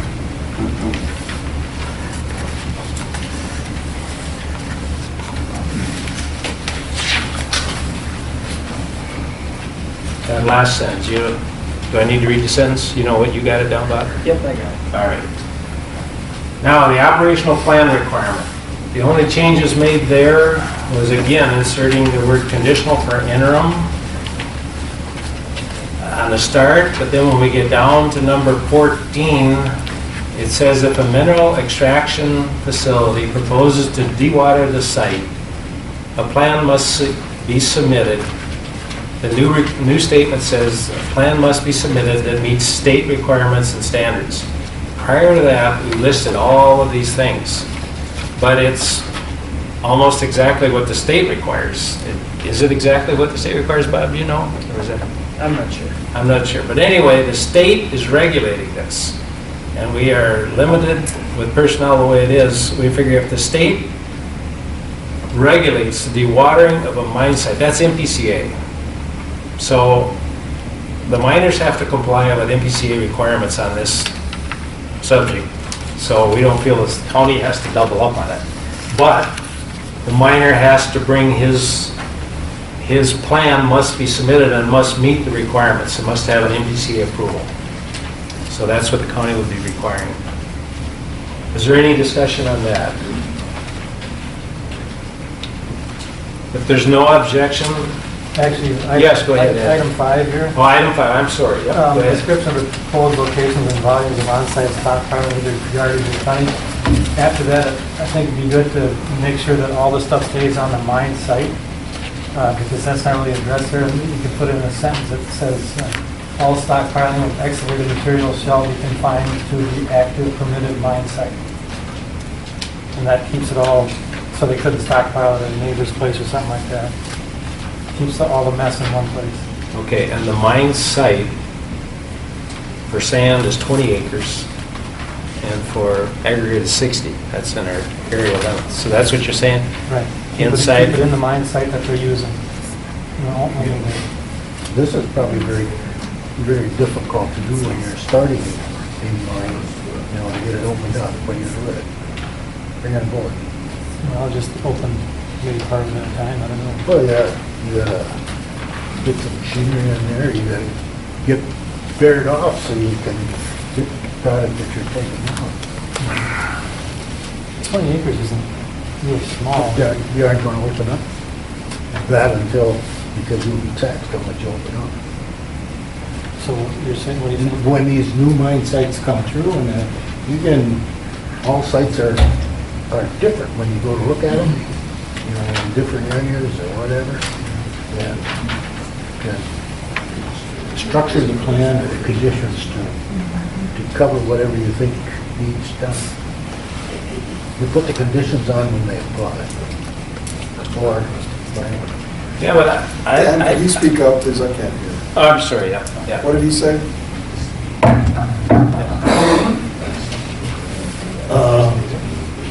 when these new mines are trying to open up, when you first start out, you gotta have someplace to put the stuff, whether it's off on the side on your property or whatever in that. And when these mines apply for this, in the mining operation plan and that, they have to come in with all this information and what they're gonna do, you know, as far as erosion and all that. All of it has to be addressed before they even look at it, and then you put the conditions on to suit the site. Yeah, the only comment I would make though, we are limiting the sand mine sites to 20 acres. And we're limiting our aggregate sites to 60. If they're opening up the mine, that would be excavated material. That would be part of the mining operation. That material should be contained on that, within that property. Now, if he is taking off some topsoil and he wants to sell it, that's got to be part of his operational plan requirement, part of his permitting process. This is his plan. So I'm thinking that probably not all of the overburden would stay there, but if he's going to stockpile it, it's got to stay there. In my opinion, it's got to stay on that 20 acres. Otherwise, if you permit him to open a mine, but you give him permission to stockpile over here in the next 10 acres, really he has 30 acres of active mining site. I'd say stockpiling is an active mining activity, and it needs to stay in the 20 acres. That was kind of, I think so. I think after thinking about it, I think you're probably right. All right, Ed, do you want to add that sentence? How do you read it? yeah, you want to read it again or not? You said all stockpiling of excavated material should be confined to the active permitted mine site. Exactly. Now, Should that be excavated overburden material? I think anything that they want to stockpile needs to be confined to that site. I mean, if they're going to stockpile it. Now, if they haul it off, then it's extracted material. It's gone. Well, and you said something about the topsoil, that should be part of their reclamation plan. Right, but they could bring, our requirements here when we get to reclamation plan is they need to reclaim it with the type of soil that was originally taken off of there. Now, that soil may not have to be stored there for 30 years. I mean, they could, and then they could go, they'd have to go buy some topsoil to bring it back to cover that up, you know, and that's gonna have to be covered in the reclamation plan.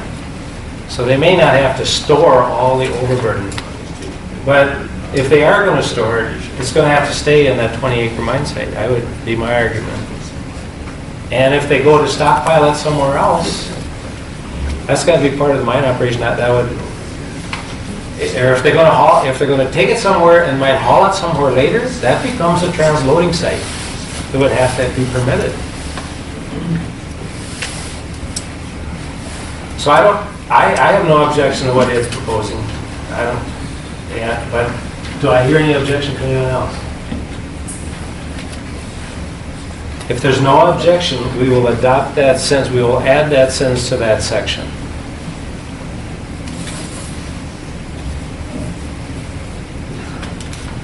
Are there any other suggestions for that in the operational plan requirement?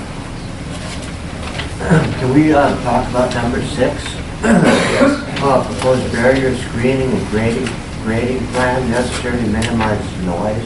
Do we have any, I haven't seen it in here, maybe I've missed it, like decibel levels or When we get into the next page, we're going to get into operational limitations for mining sites. And there, we talk about quiet hours. And we talk about, it talks about quiet hours, it talks about operational hours.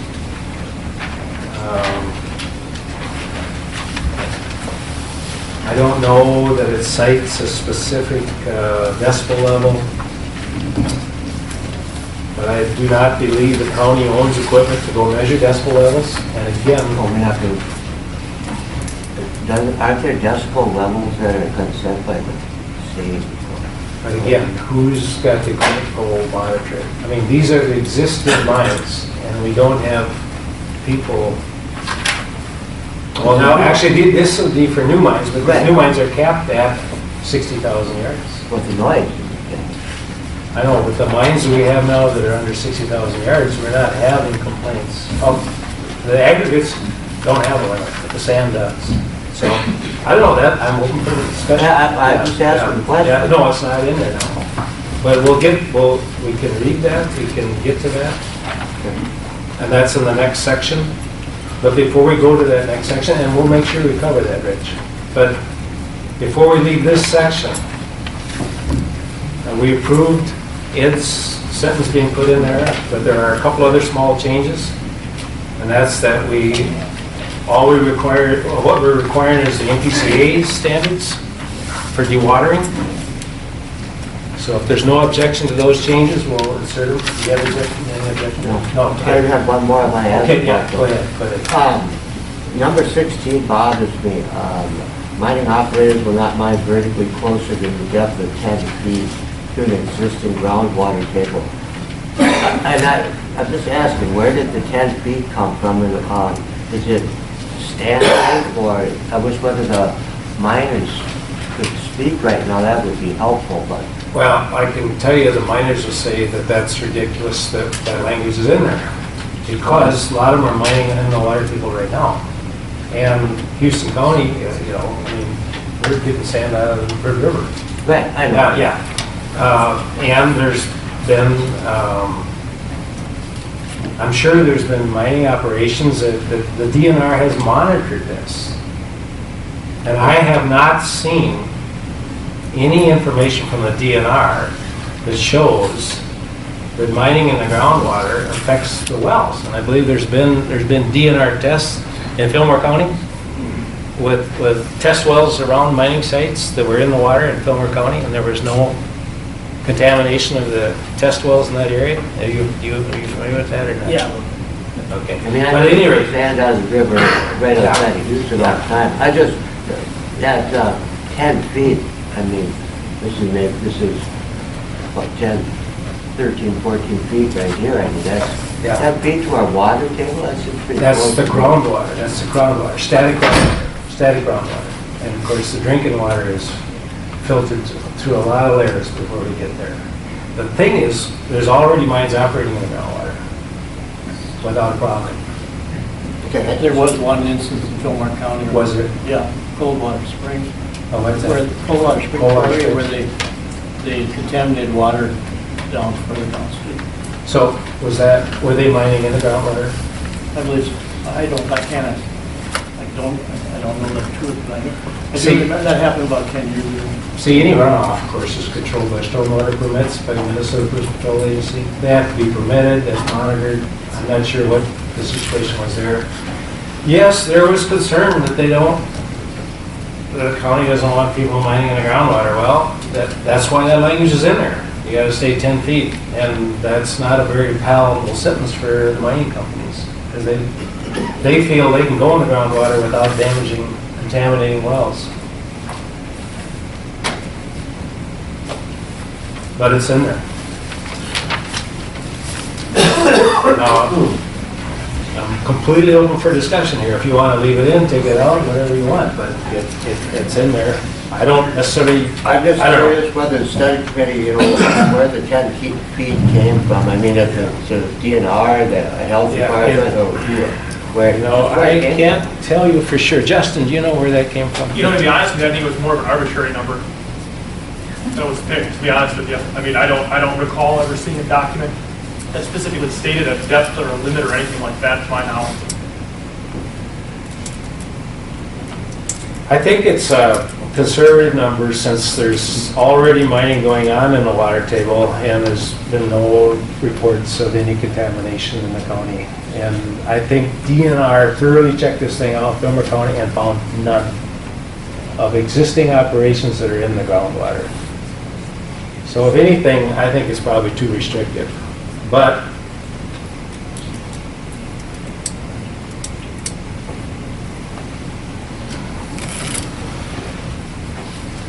any other comments or questions on that?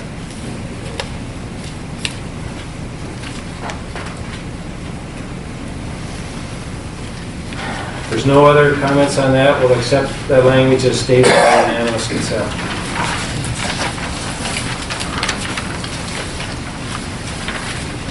The next one is operational limitations for mineral extraction and mining sites. And here, Rich, if you want to go down there to paragraph 4, talks about mining operations at the site will be Monday through Friday. I mean, there's no changes made to this paragraph, but this is the paragraph you're talking about. Mining operations at the site will be Monday through Friday, 6 a.m. to 8 p.m. Central Daylight Time during summer months, and Monday through Friday, 7 a.m. to 5 p.m. Central Time during winter months. Operation may also occur year-round on Saturdays, 7 a.m. to 3 p.m. The operator shall not haul material on public roadways between 12 noon on the day preceding and 8 a.m. on the day following any legal holiday or consecutive combination of Saturday, Sunday, legal holiday without the county's written permission. The zoning administrator may typically approve operations beyond these days and hours to respond to public or private emergencies or whenever reasonable and necessary repairs to equipment need to be made. Quiet hours shall run from 6 a.m. to 7 a.m. and 7 p.m. to 8 p.m. Wait a minute now. Quiet hours. Quiet hour. What's that? It's just an hour.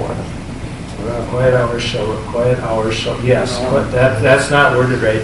That's a change should be made. Quiet hours shall run from,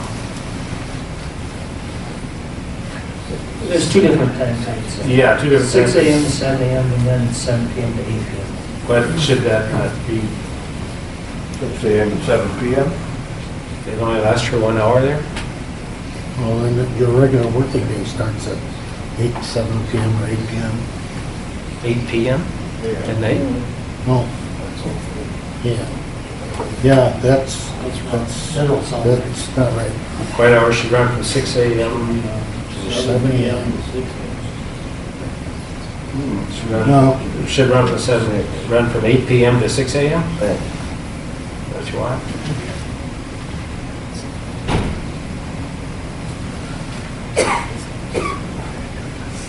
Yeah, it needs to be changed. That doesn't make sense the way it's worded. Well, I'm not sure, but if you read the last part of that sentence, it's just times when the backup alarms or Jake brakes aren't supposed to be used. And it's times of operation, but, you know, because your daily operation starts at 6 a.m. and goes to 8 p.m. Central Daylight Time, for instance. But between 6 and 7 a.m. and 7 to 8 p.m., you can't use your backup alarm or your Jake brake. That's all it says. No.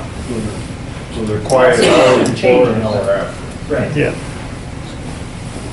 I think we had a lot of discussion on that, and I think that's the way we wanted it. Okay. Am I right, Justin? Yeah, how that came up, it was, well, I'll stand up.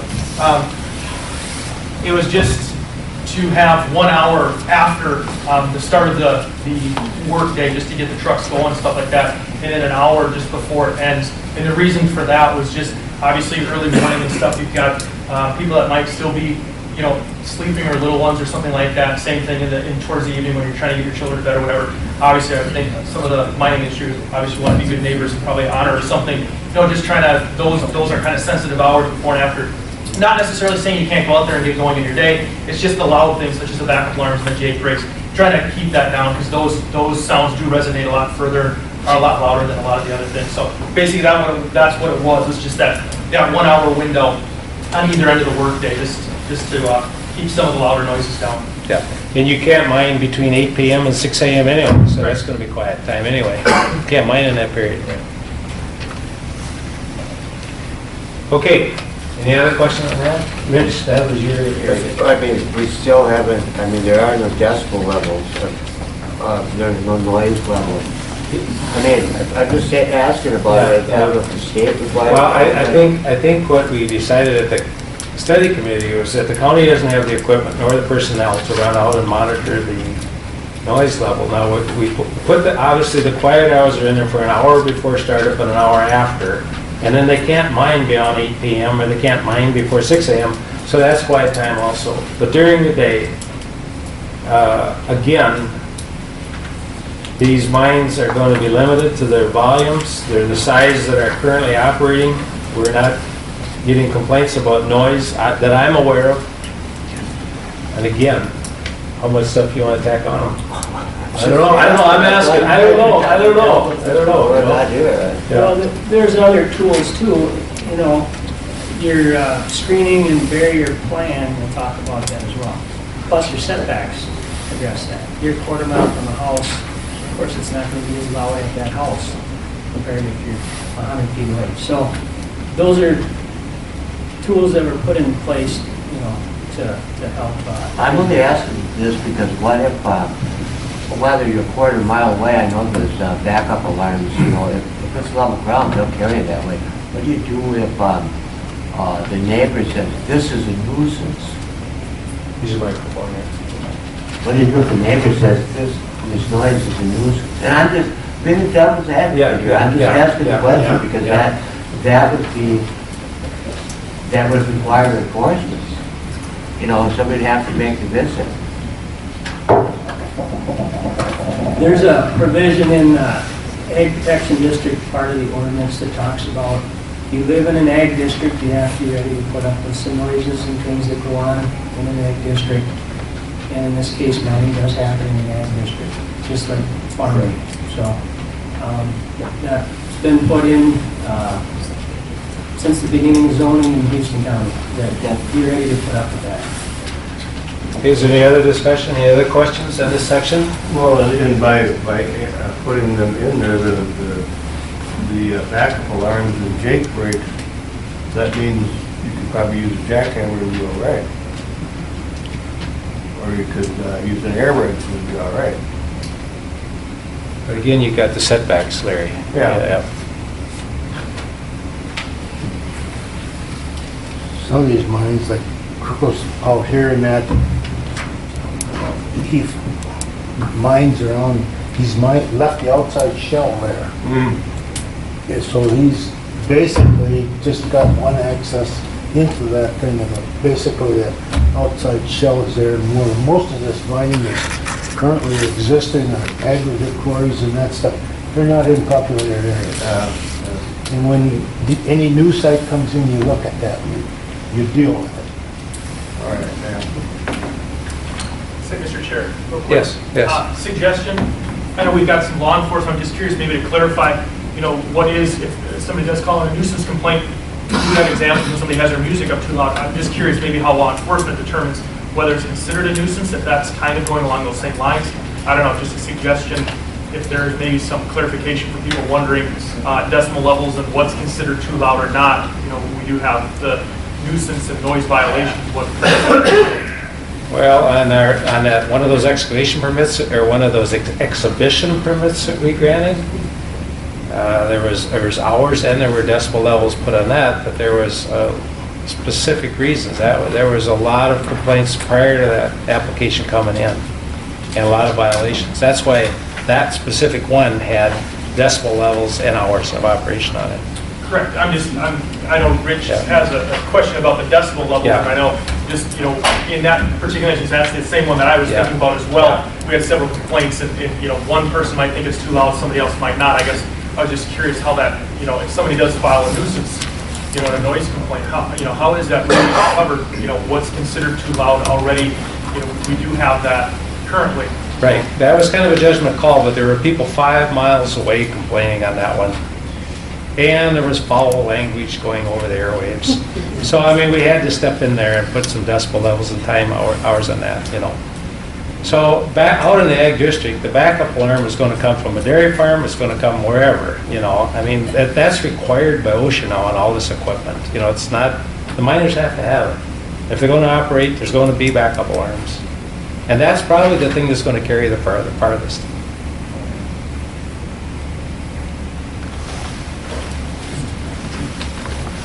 Any other discussion on that section?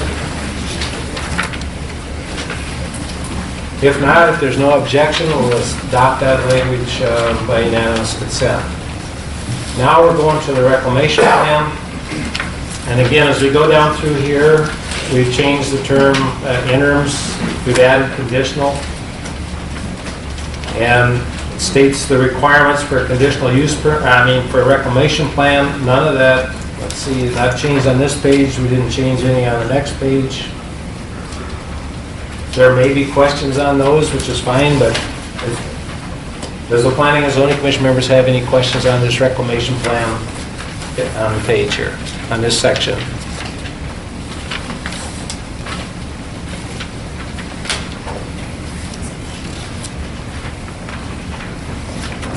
Okay, if there's no discussion or no questions on this, the few changes that are made to that, all the language altogether in total, if there's no objection or question to that, we accept that by unanimous consent, and that's in the amended draft. All right.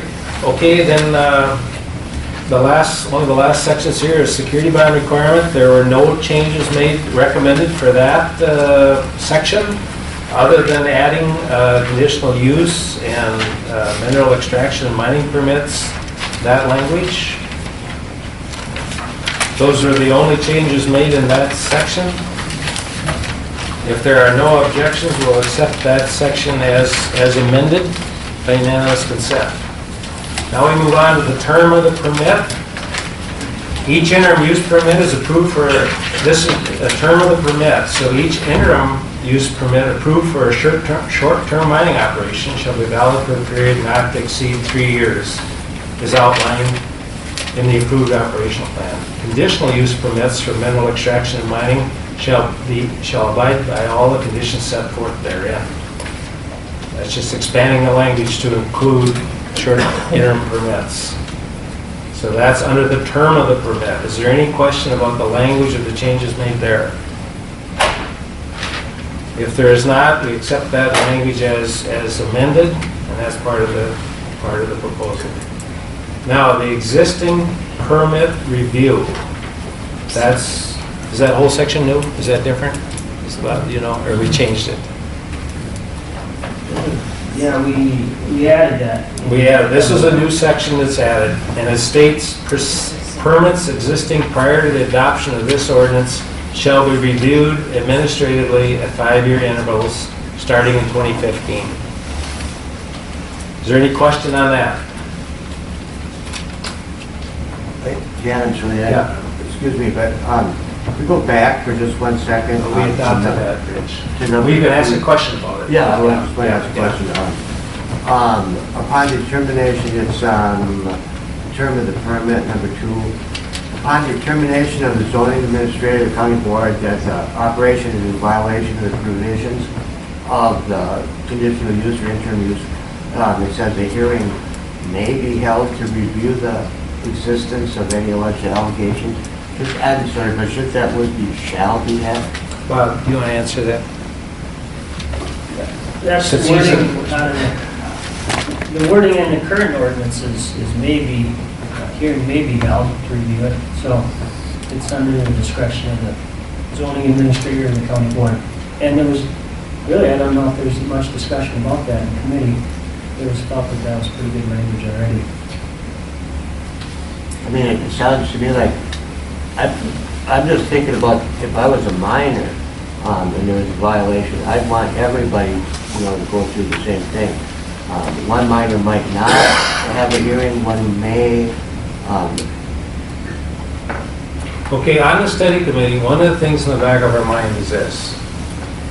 If there is an alleged violation and you require a hearing, and the hearing results in board action, and if the board acts on this mine, currently DNR says they can step in and require all kinds of new permits.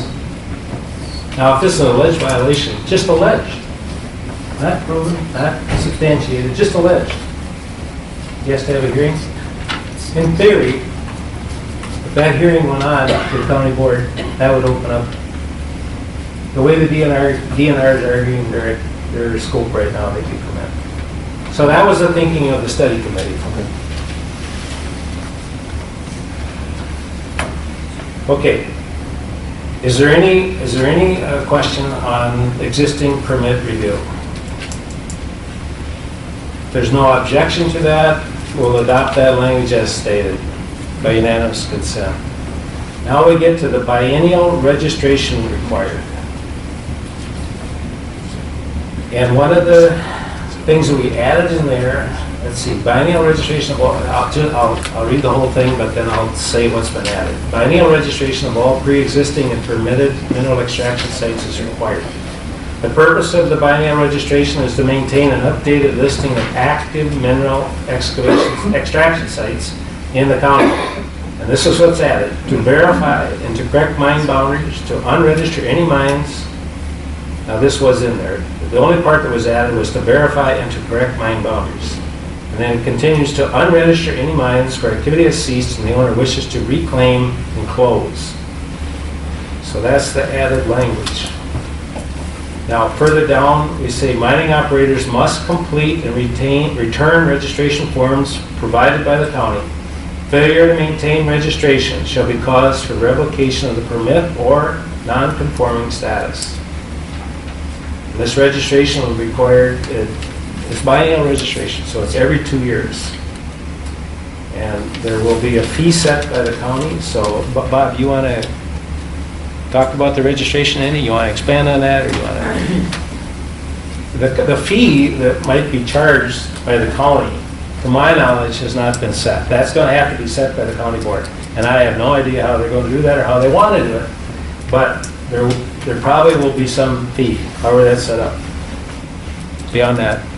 Okay, well, as you know, these non-conforming mines were last registered in 1972. So, 42 years ago, maybe it's time to go ahead and register them again. That's kind of the thinking there. A lot of these mines haven't been touched for decades, and maybe it's the decision of the owner to go ahead and close them. They may have been naturally reclaimed. They may need to do some work to reclaim them, whatever. In addition, we would want to work with landowners too if they want to, for instance, reduce the size of that mine, or if for some reason where they're actually mining is different than what's on the description, then we've come across that. So those things we want to just tie up in loose ends, get a good registration process going here, and then follow up every 2 years and work with these mine operators to ensure that minimum requirements are being met.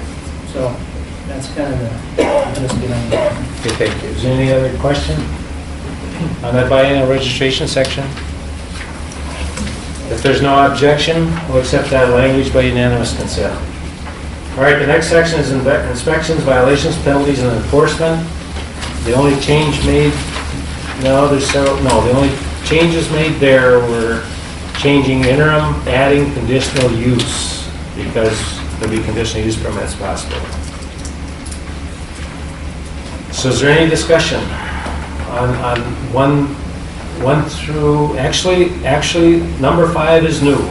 The last paragraph is new. It's a severability paragraph, and it simply states that in any term, if any terms or provisions of this ordinance shall be held invalid or unenforceable for any reason, then the remaining terms and provisions shall remain in full force and effect.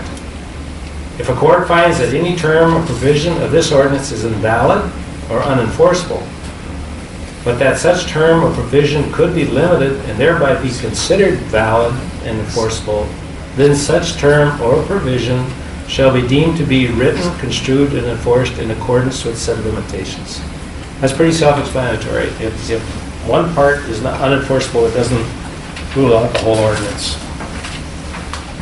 Any other question on that? Are there any questions or discussion on that? If there are no objections to that language in this last section, we'll accept it by unanimous consent. All right, at this point, we keep on going. Anyone want a quick break? Or I'm ready to go. Keep on going. What are we at, 9:30? Yeah. All right, Holly, or no, Bob and Rick, you guys want to gather up any written questions? We're going to read these written questions, and they must pertain to the language in the draft.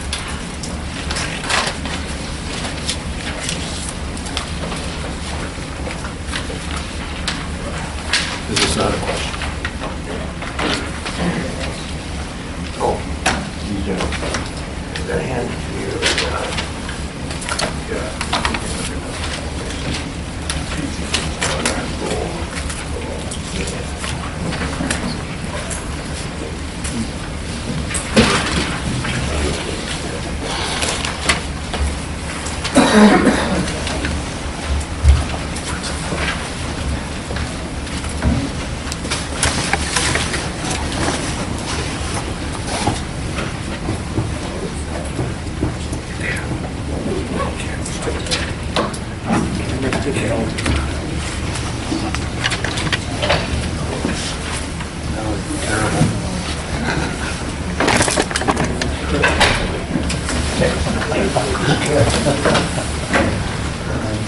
Okay, the first question we have here is how will the 60,000 yard limit be enforced? And the only answer I have for you is enforcement is in the hands of the zoning administrator and the county commissioners. Those are the two bodies with enforcement powers. They're going to have to deal with that. And the last part of that question, if there are no frac sand mines now, how will becoming frac sand?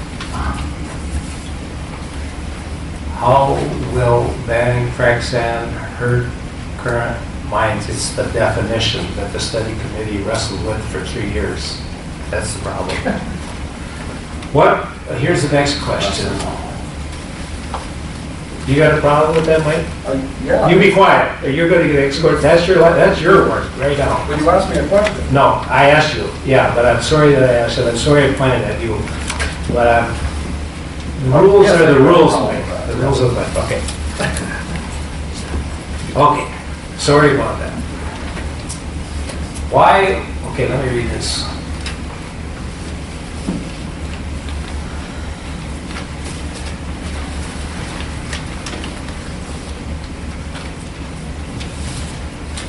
Okay, this question says, why was the IUP requirement, the interim use permit requirement, changed to CUP, even on new mines?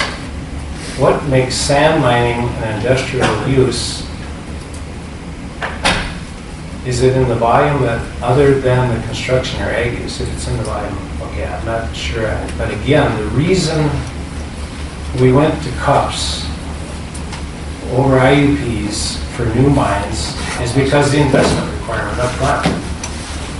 We felt that if somebody was willing to go through that amount of effort and put that much money up, he should have something that he could transfer and then not expire when he expires.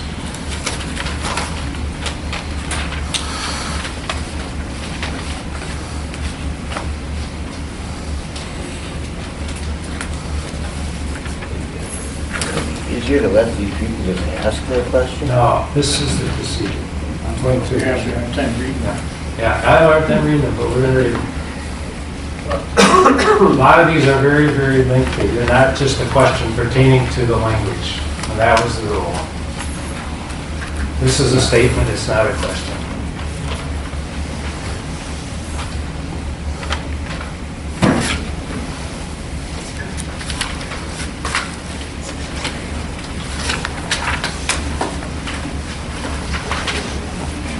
This is a statement, not a question.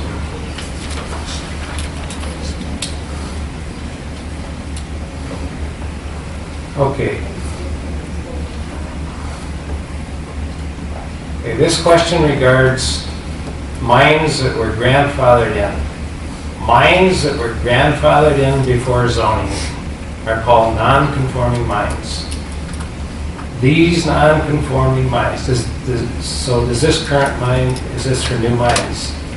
Okay, in the non-conforming section, we said exactly what applies to the non-conforming mines. So now this will be new regulations for non-conforming mines. And there's 4 of them there. There's size, you can't have more than 20 acres open at a time. There's volume limit, you can't mine more than 60,000 yards per year if it's sand. If it's aggregate, there's no limit on that. There's a density requirement. These mines can't be more than a mile apart. If they're closer than a mile apart right now, they can't expand closer to each other. They got to expand away. And they also, they're going to have to register, and they're going to have to submit a reclamation plan. Now that's required. Now those are new requirements for the grandfathered in, the non-conforming, whatever you want to call them. But that's less than what was originally proposed. But those are 4 new requirements for those non-conformers, or as this question wrote, it calls them grandfathered in. Well, they are. That's another term for it. They were an operation prior to zoning. But the state gives the county authority to impose conditions. Well, is conditions the right word? But regulations. Yeah, regulations on these non-existing, on these non-conforming mines, and that's what we've done. I think on some of the existing mines that were out there and were registered in 72, and that a lot of the things that were put on them were not followed up on. Now we're just strictening this out. Okay, this question deals with the definition of industrial minerals. Does the change in the definition allow for mining frac sand and small mines that remove less than 60,000 yards per year? We're saying the end use, as long as you stay under 60,000 yards, you can do what you want with your sand. This question is, how many truckloads is 60,000 yards? It is, I think we figured it out, it is 20 truckloads a day for 240 days a year. Is that close? Is that what it was? Something like that. Yeah, I think you're looking at 20, if you figure 15 yards per truck, you're looking at, if they haul 240 days a year, that could be as much as 20 truckloads a day.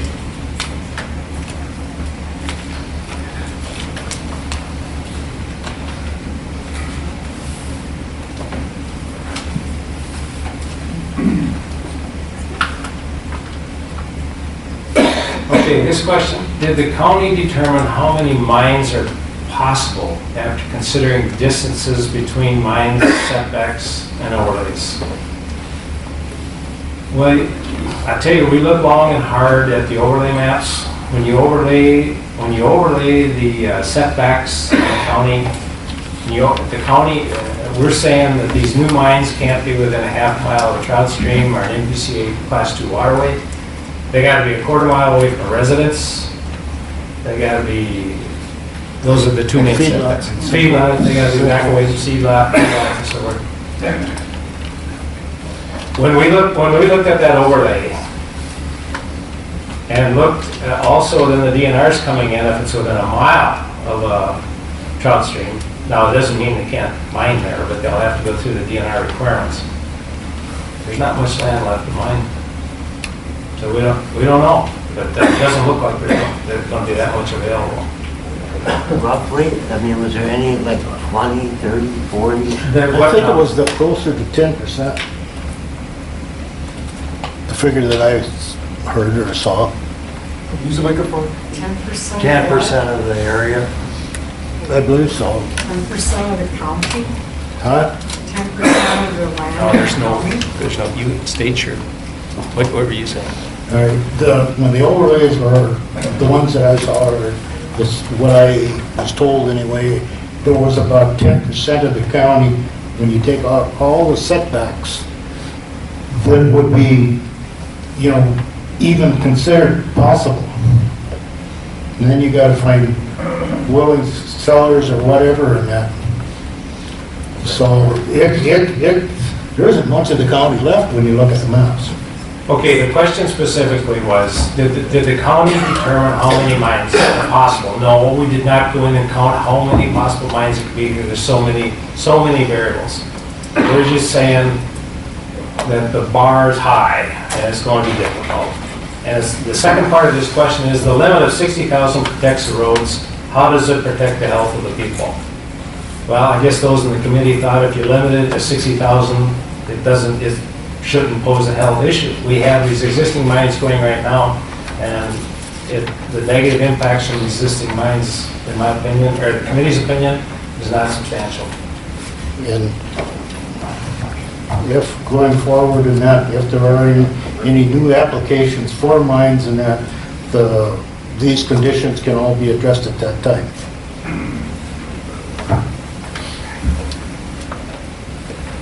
Okay, this is a question pertinent to the definition of industrial minerals. With the newly amended revised draft of subdivision 3, thank you for citing that draft, but that is, I'm sure that's referring to the definition of industrial minerals. Okay.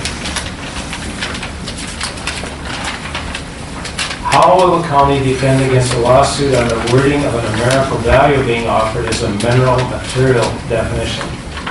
Well, again, some of this stuff might get tested in court, but based on our county attorney, he believes this is the most defensible. That you say over a certain level that it becomes industrial, he thinks he can defend that definition. He did not think he could defend it, or he didn't want to attempt to defend the definition where you were limiting it by use. He'd rather limit it by volume, because that's in our county, and we can regulate it inside our county. Does the limit of 60,000 yards refer to all other minerals listed in this subdivision 3? No. All other minerals listed in that subdivision, the mining of those minerals is prohibited.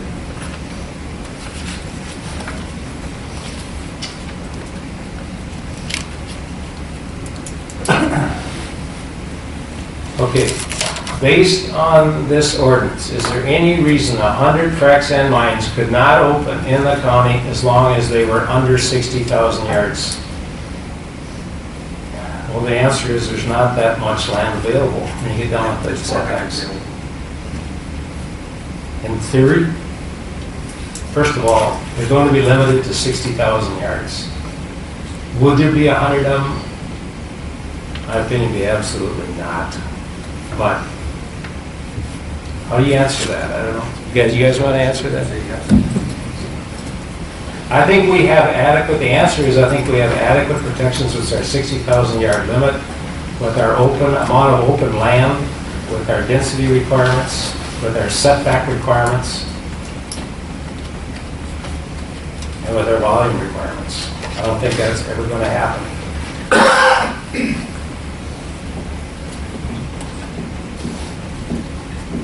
Okay, now this county, this says that a 60,000 yard mine would supply 12 1,000 cow dairies. that isn't that much bedding sand being used in this county. There isn't that much bedding sand being used in the county. No, there's not, but there's other uses. There's other uses, but that's a big component of it. Dairy sand is a big, big component of it. Certainly, they use it for construction, building. Okay, this one refers to section 9, prohibited activities under 9. Should you define fluids, again, as water, as is fluids? I think we addressed that. You added the term petroleum fluids. Yeah, That's what we're after? petroleum-based, Yeah. Yeah. So I think this question refers to the fact that fluids could be called water, but that's why Bob added petroleum-based fluids.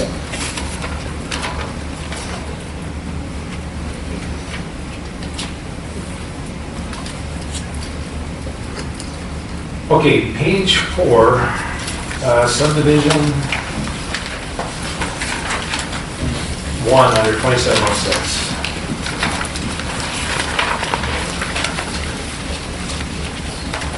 Last sentence.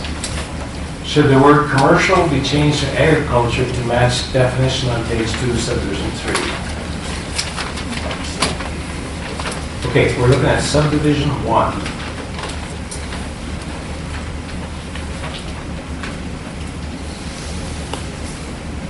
This is in 2706, which is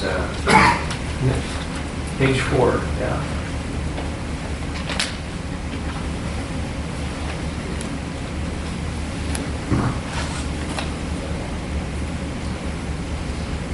No, it should not be changed to agriculture because what we're talking about here is the material extracted for commercial or construction use, and that is defined on the front page. So you know exactly what we're talking about.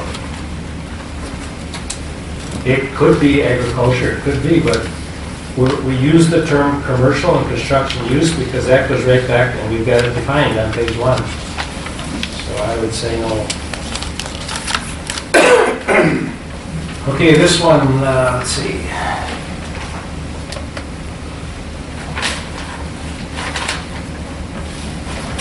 Okay, this question here, it refers to page 14, subdivision 3, paragraph 4. If you want to go to page 14, subdivision 3, paragraph 4. Paragraph 4, back to the one you're talking about there. Great. Should the months of operation not be defined as summer and winter, other than the calendar days? Some people have different definitions of those seasons. Technically, summer doesn't start till June. Might be a good point.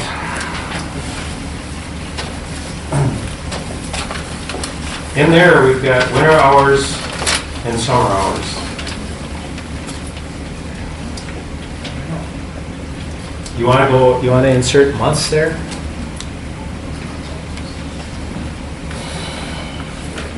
Does anyone have? Is there any discussion on that? Well, we don't mention spring and fall either, but I think the idea was that summer months are construction months, winter months are typically months that you don't have as much being called. I think that was the idea there. I think you're right on that. Summer months is the active months. And they can't operate in spring and the fall. Well, the road ends on it, anyway.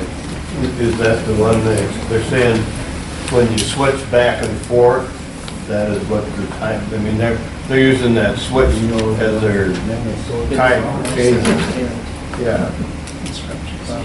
Because it goes from central time, central daylight time to central standard time. And the associated times with that switch. Do you want to define summer months as the months that have daylight savings time? Winter months are the months that have central standard time? You want to use that definition? Right? Maybe that's what it means, make clear yourself. Yeah. Well, we could clean that language up if anyone wants to. I mean, you could say 6 a.m. to 8 p.m. central daylight time. Summer months are defined as having central daylight time. Winter months are defined as having central standard time. That would tighten that up and answer this question. So, the Does someone want to move to add that? I would move to change that or add that.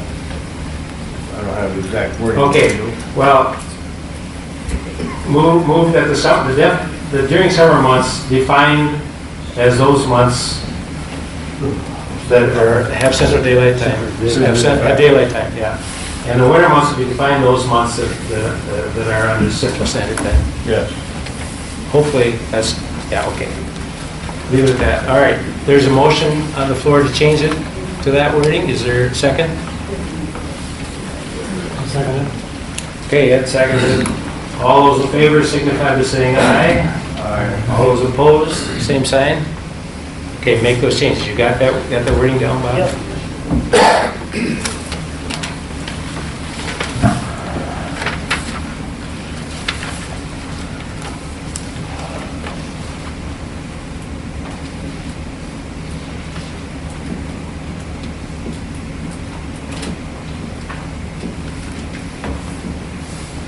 Okay, this question is regarding decibels, and it's under the siting and location requirements. And the question states like this: since it takes 1,500 feet for 100 decibels to decrease to the 50 decibels, that is the state standard at a residence, shouldn't that be the minimum setback distance? So that's the first part of this question.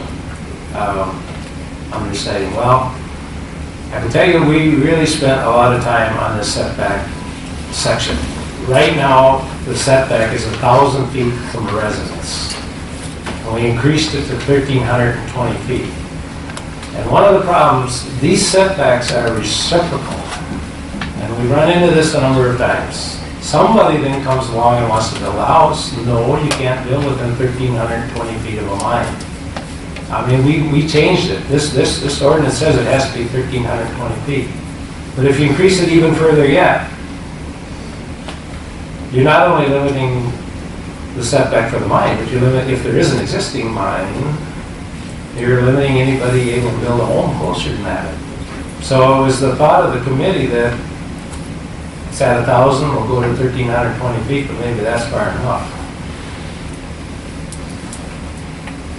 In the existing permit review, it says permits existing prior to the adoption of this ordinance shall be reviewed administratively at 5-year intervals. Why not have it be subject to a public hearing? Once you review these at a public hearing, DNR is currently saying they have the right to come in and declare it a new permit. That's why we're not doing it. Because these are existing cups that are operating in the county, and they have not, the amount of negative, there's not a lot of, how they're operating is not negatively to a great degree to the county at this time. The committee went round and round on this.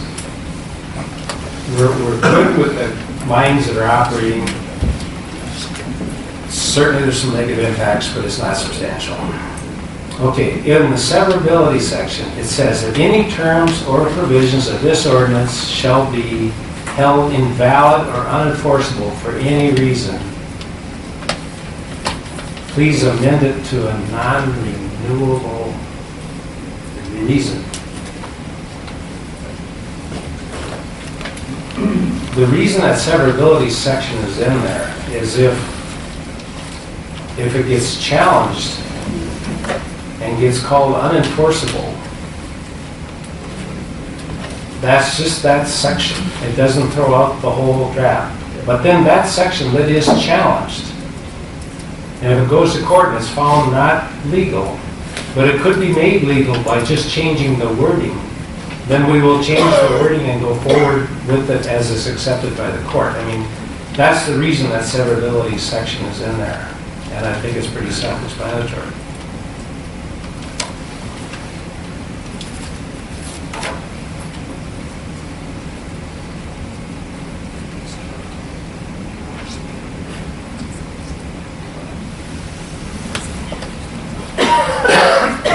This is pretty long here. Hang on here a second. Under location requirements. Okay, that's the same, actually the same question. That's the same question written twice. It deals with that 9-foot setback and noise and so forth.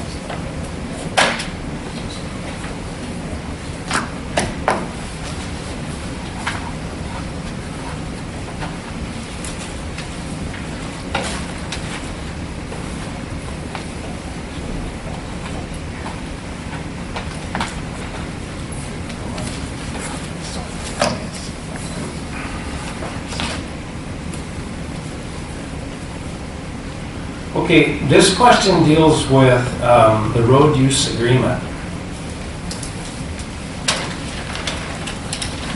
And it goes on here for quite a while, but down at the bottom, it says, why remove township input? Township input is not removed. The very first thing we do is go to the local government unit, which is going to be the township. The township's very much going to be involved in these road use agreements. And why remove the county sharing data with the townships? We're not removing the county sharing data with the townships. The county engineer and the townships will be working very closely on these road maintenance agreements. If there's a township road that can't support mining operation, that township road, there's going to have to be a road use agreement, and the money's going to have to be extracted, bring that out of the miner to bring that road up to specifications. I mean, so these two questions, that's not going to happen. We're not eliminating them. Township very much be involved.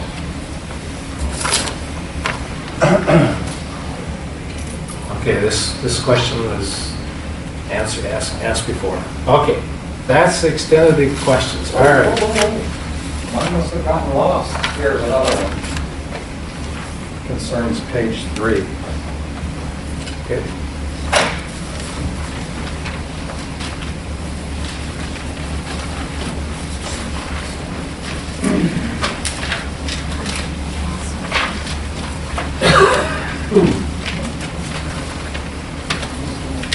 Okay, this is a statement, but I'm going to read it.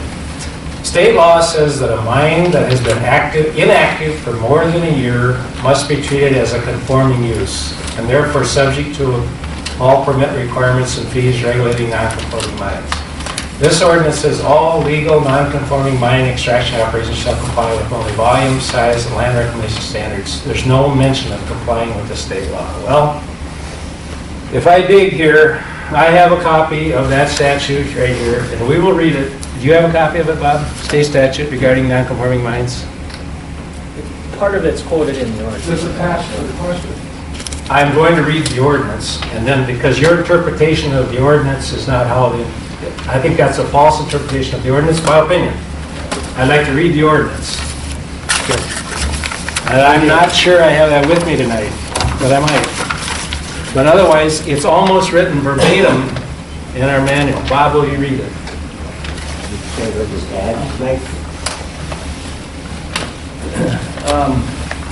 Non-conforming uses may be continued. It's the intent of this ordinance to permit these non-conforming uses or structures to continue until they are removed, but not to encourage their survival. Such uses are declared by this ordinance being compatible with the permitted uses in the district involved. It's further intent of this ordinance that non-conformity shall not be enlarged upon, expanded, or extended, or be used as grounds for adding other structures or uses prohibited elsewhere in the district.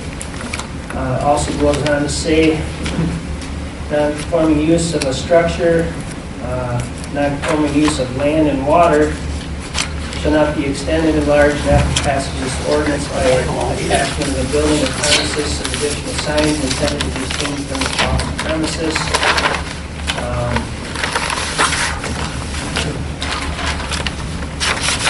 That doesn't answer my question. I know, we know what your question is, but that is not our interpretation of that state law. Read the question. Okay, the question I'll read. Doesn't this definition of treatment of non-conforming mines in this draft ordinance conflict with state law? Not, okay, and does the state law trump God? First of all, to answer your first question, it's our interpretation of the law and our county attorney's interpretation of the law that the non-conforming mines we have is not in conflict with that state law. And we have a copy of that statute, and I apologize I don't have it with me. I don't have it, but it's clear in there. What it's saying that if there's I'd have to have it to read it, because if you read it, then you can go. Now, that section is defined. Is that it? Yeah, that's it. Thank you. Thank you.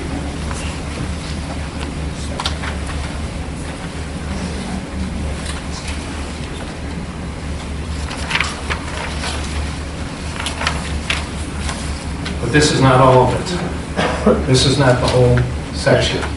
Oh, I don't have, on page 2, it's not germane to what I'm talking about here. It says here, in state law, if a nonconformity or occupancy is discontinued for a period of more than 1 year, blah, blah, blah, blah, blah, any subsequent use or occupancy of the land or premises shall be a conforming use or occupancy. So, if a mine has been inactive for more than a year and wants to resume operations, that is a conforming mine now. Inactive may be unregistered, but in this case, our non-conforming mines have been registered since 1972. Now, if that mine owner went ahead and unregistered it, reclaimed it, that's another thing. But as they're listed as a registered mine, that means we call them. Okay, well, it sounds like you've got it all figured out. We got to figure it out according to our county attorney. Yeah. The interpretation of the law that we're using is correct. Okay.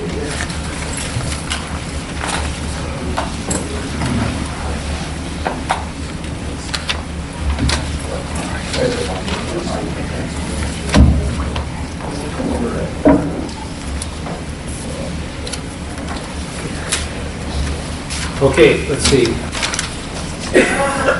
Okay, this question, why were IUPs changed to CUPs? I think we answered that 2 or 4 times. The main reason is the financial requirement up front. There are other requirements. All right, any other discussion? Okay, if there's no other discussion, at this point, I'm going to ask for a motion to either approve or disapprove this draft ordinance as amended.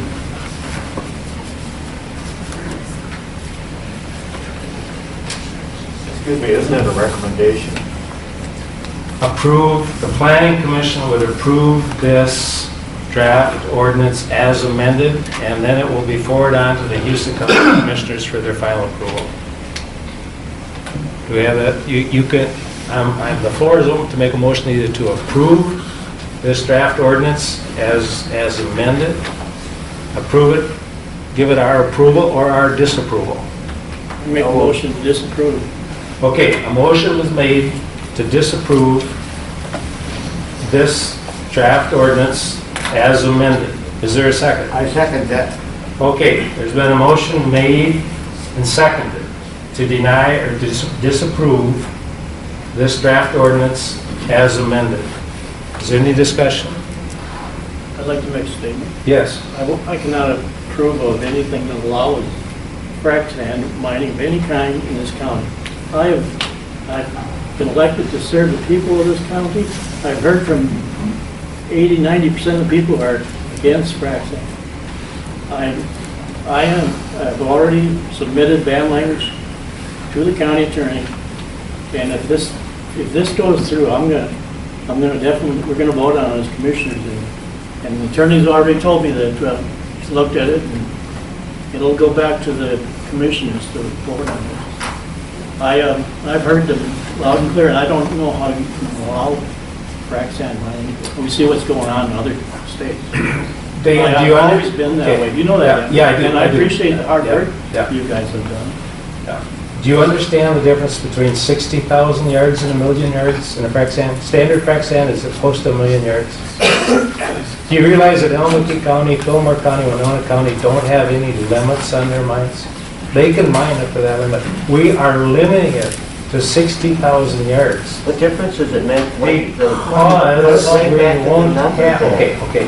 The reason the committee came up with that is because at that level, we are protecting the county from large-scale industrial mining. That's the thinking. But you're still letting them mine small-scale frac sand here. What is so terrible about small? Have you seen what's going on in Wisconsin? Their Just add a million enforcement yards. ordinances haven't been working. Well, that's a county commissioner. You're going to be in charge of enforcement. I'm not in charge of enforcement, Bob is.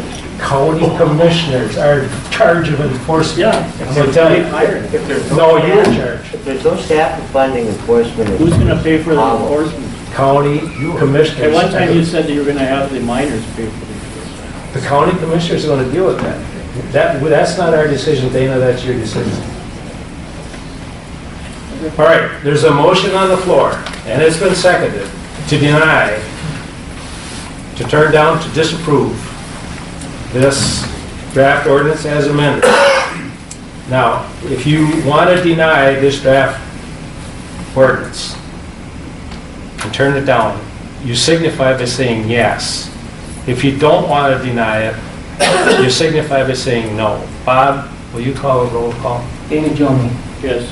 Rick Shield, Yes. Terry Rosendahl, No. Glenn Cruz, No. Ed Hamel, No. Larry Haffner. No, Motion denied. Is there a motion to approve this? I will make a motion that we approve it and send it on to the commissioners to review. Is there a second? I'll second that motion.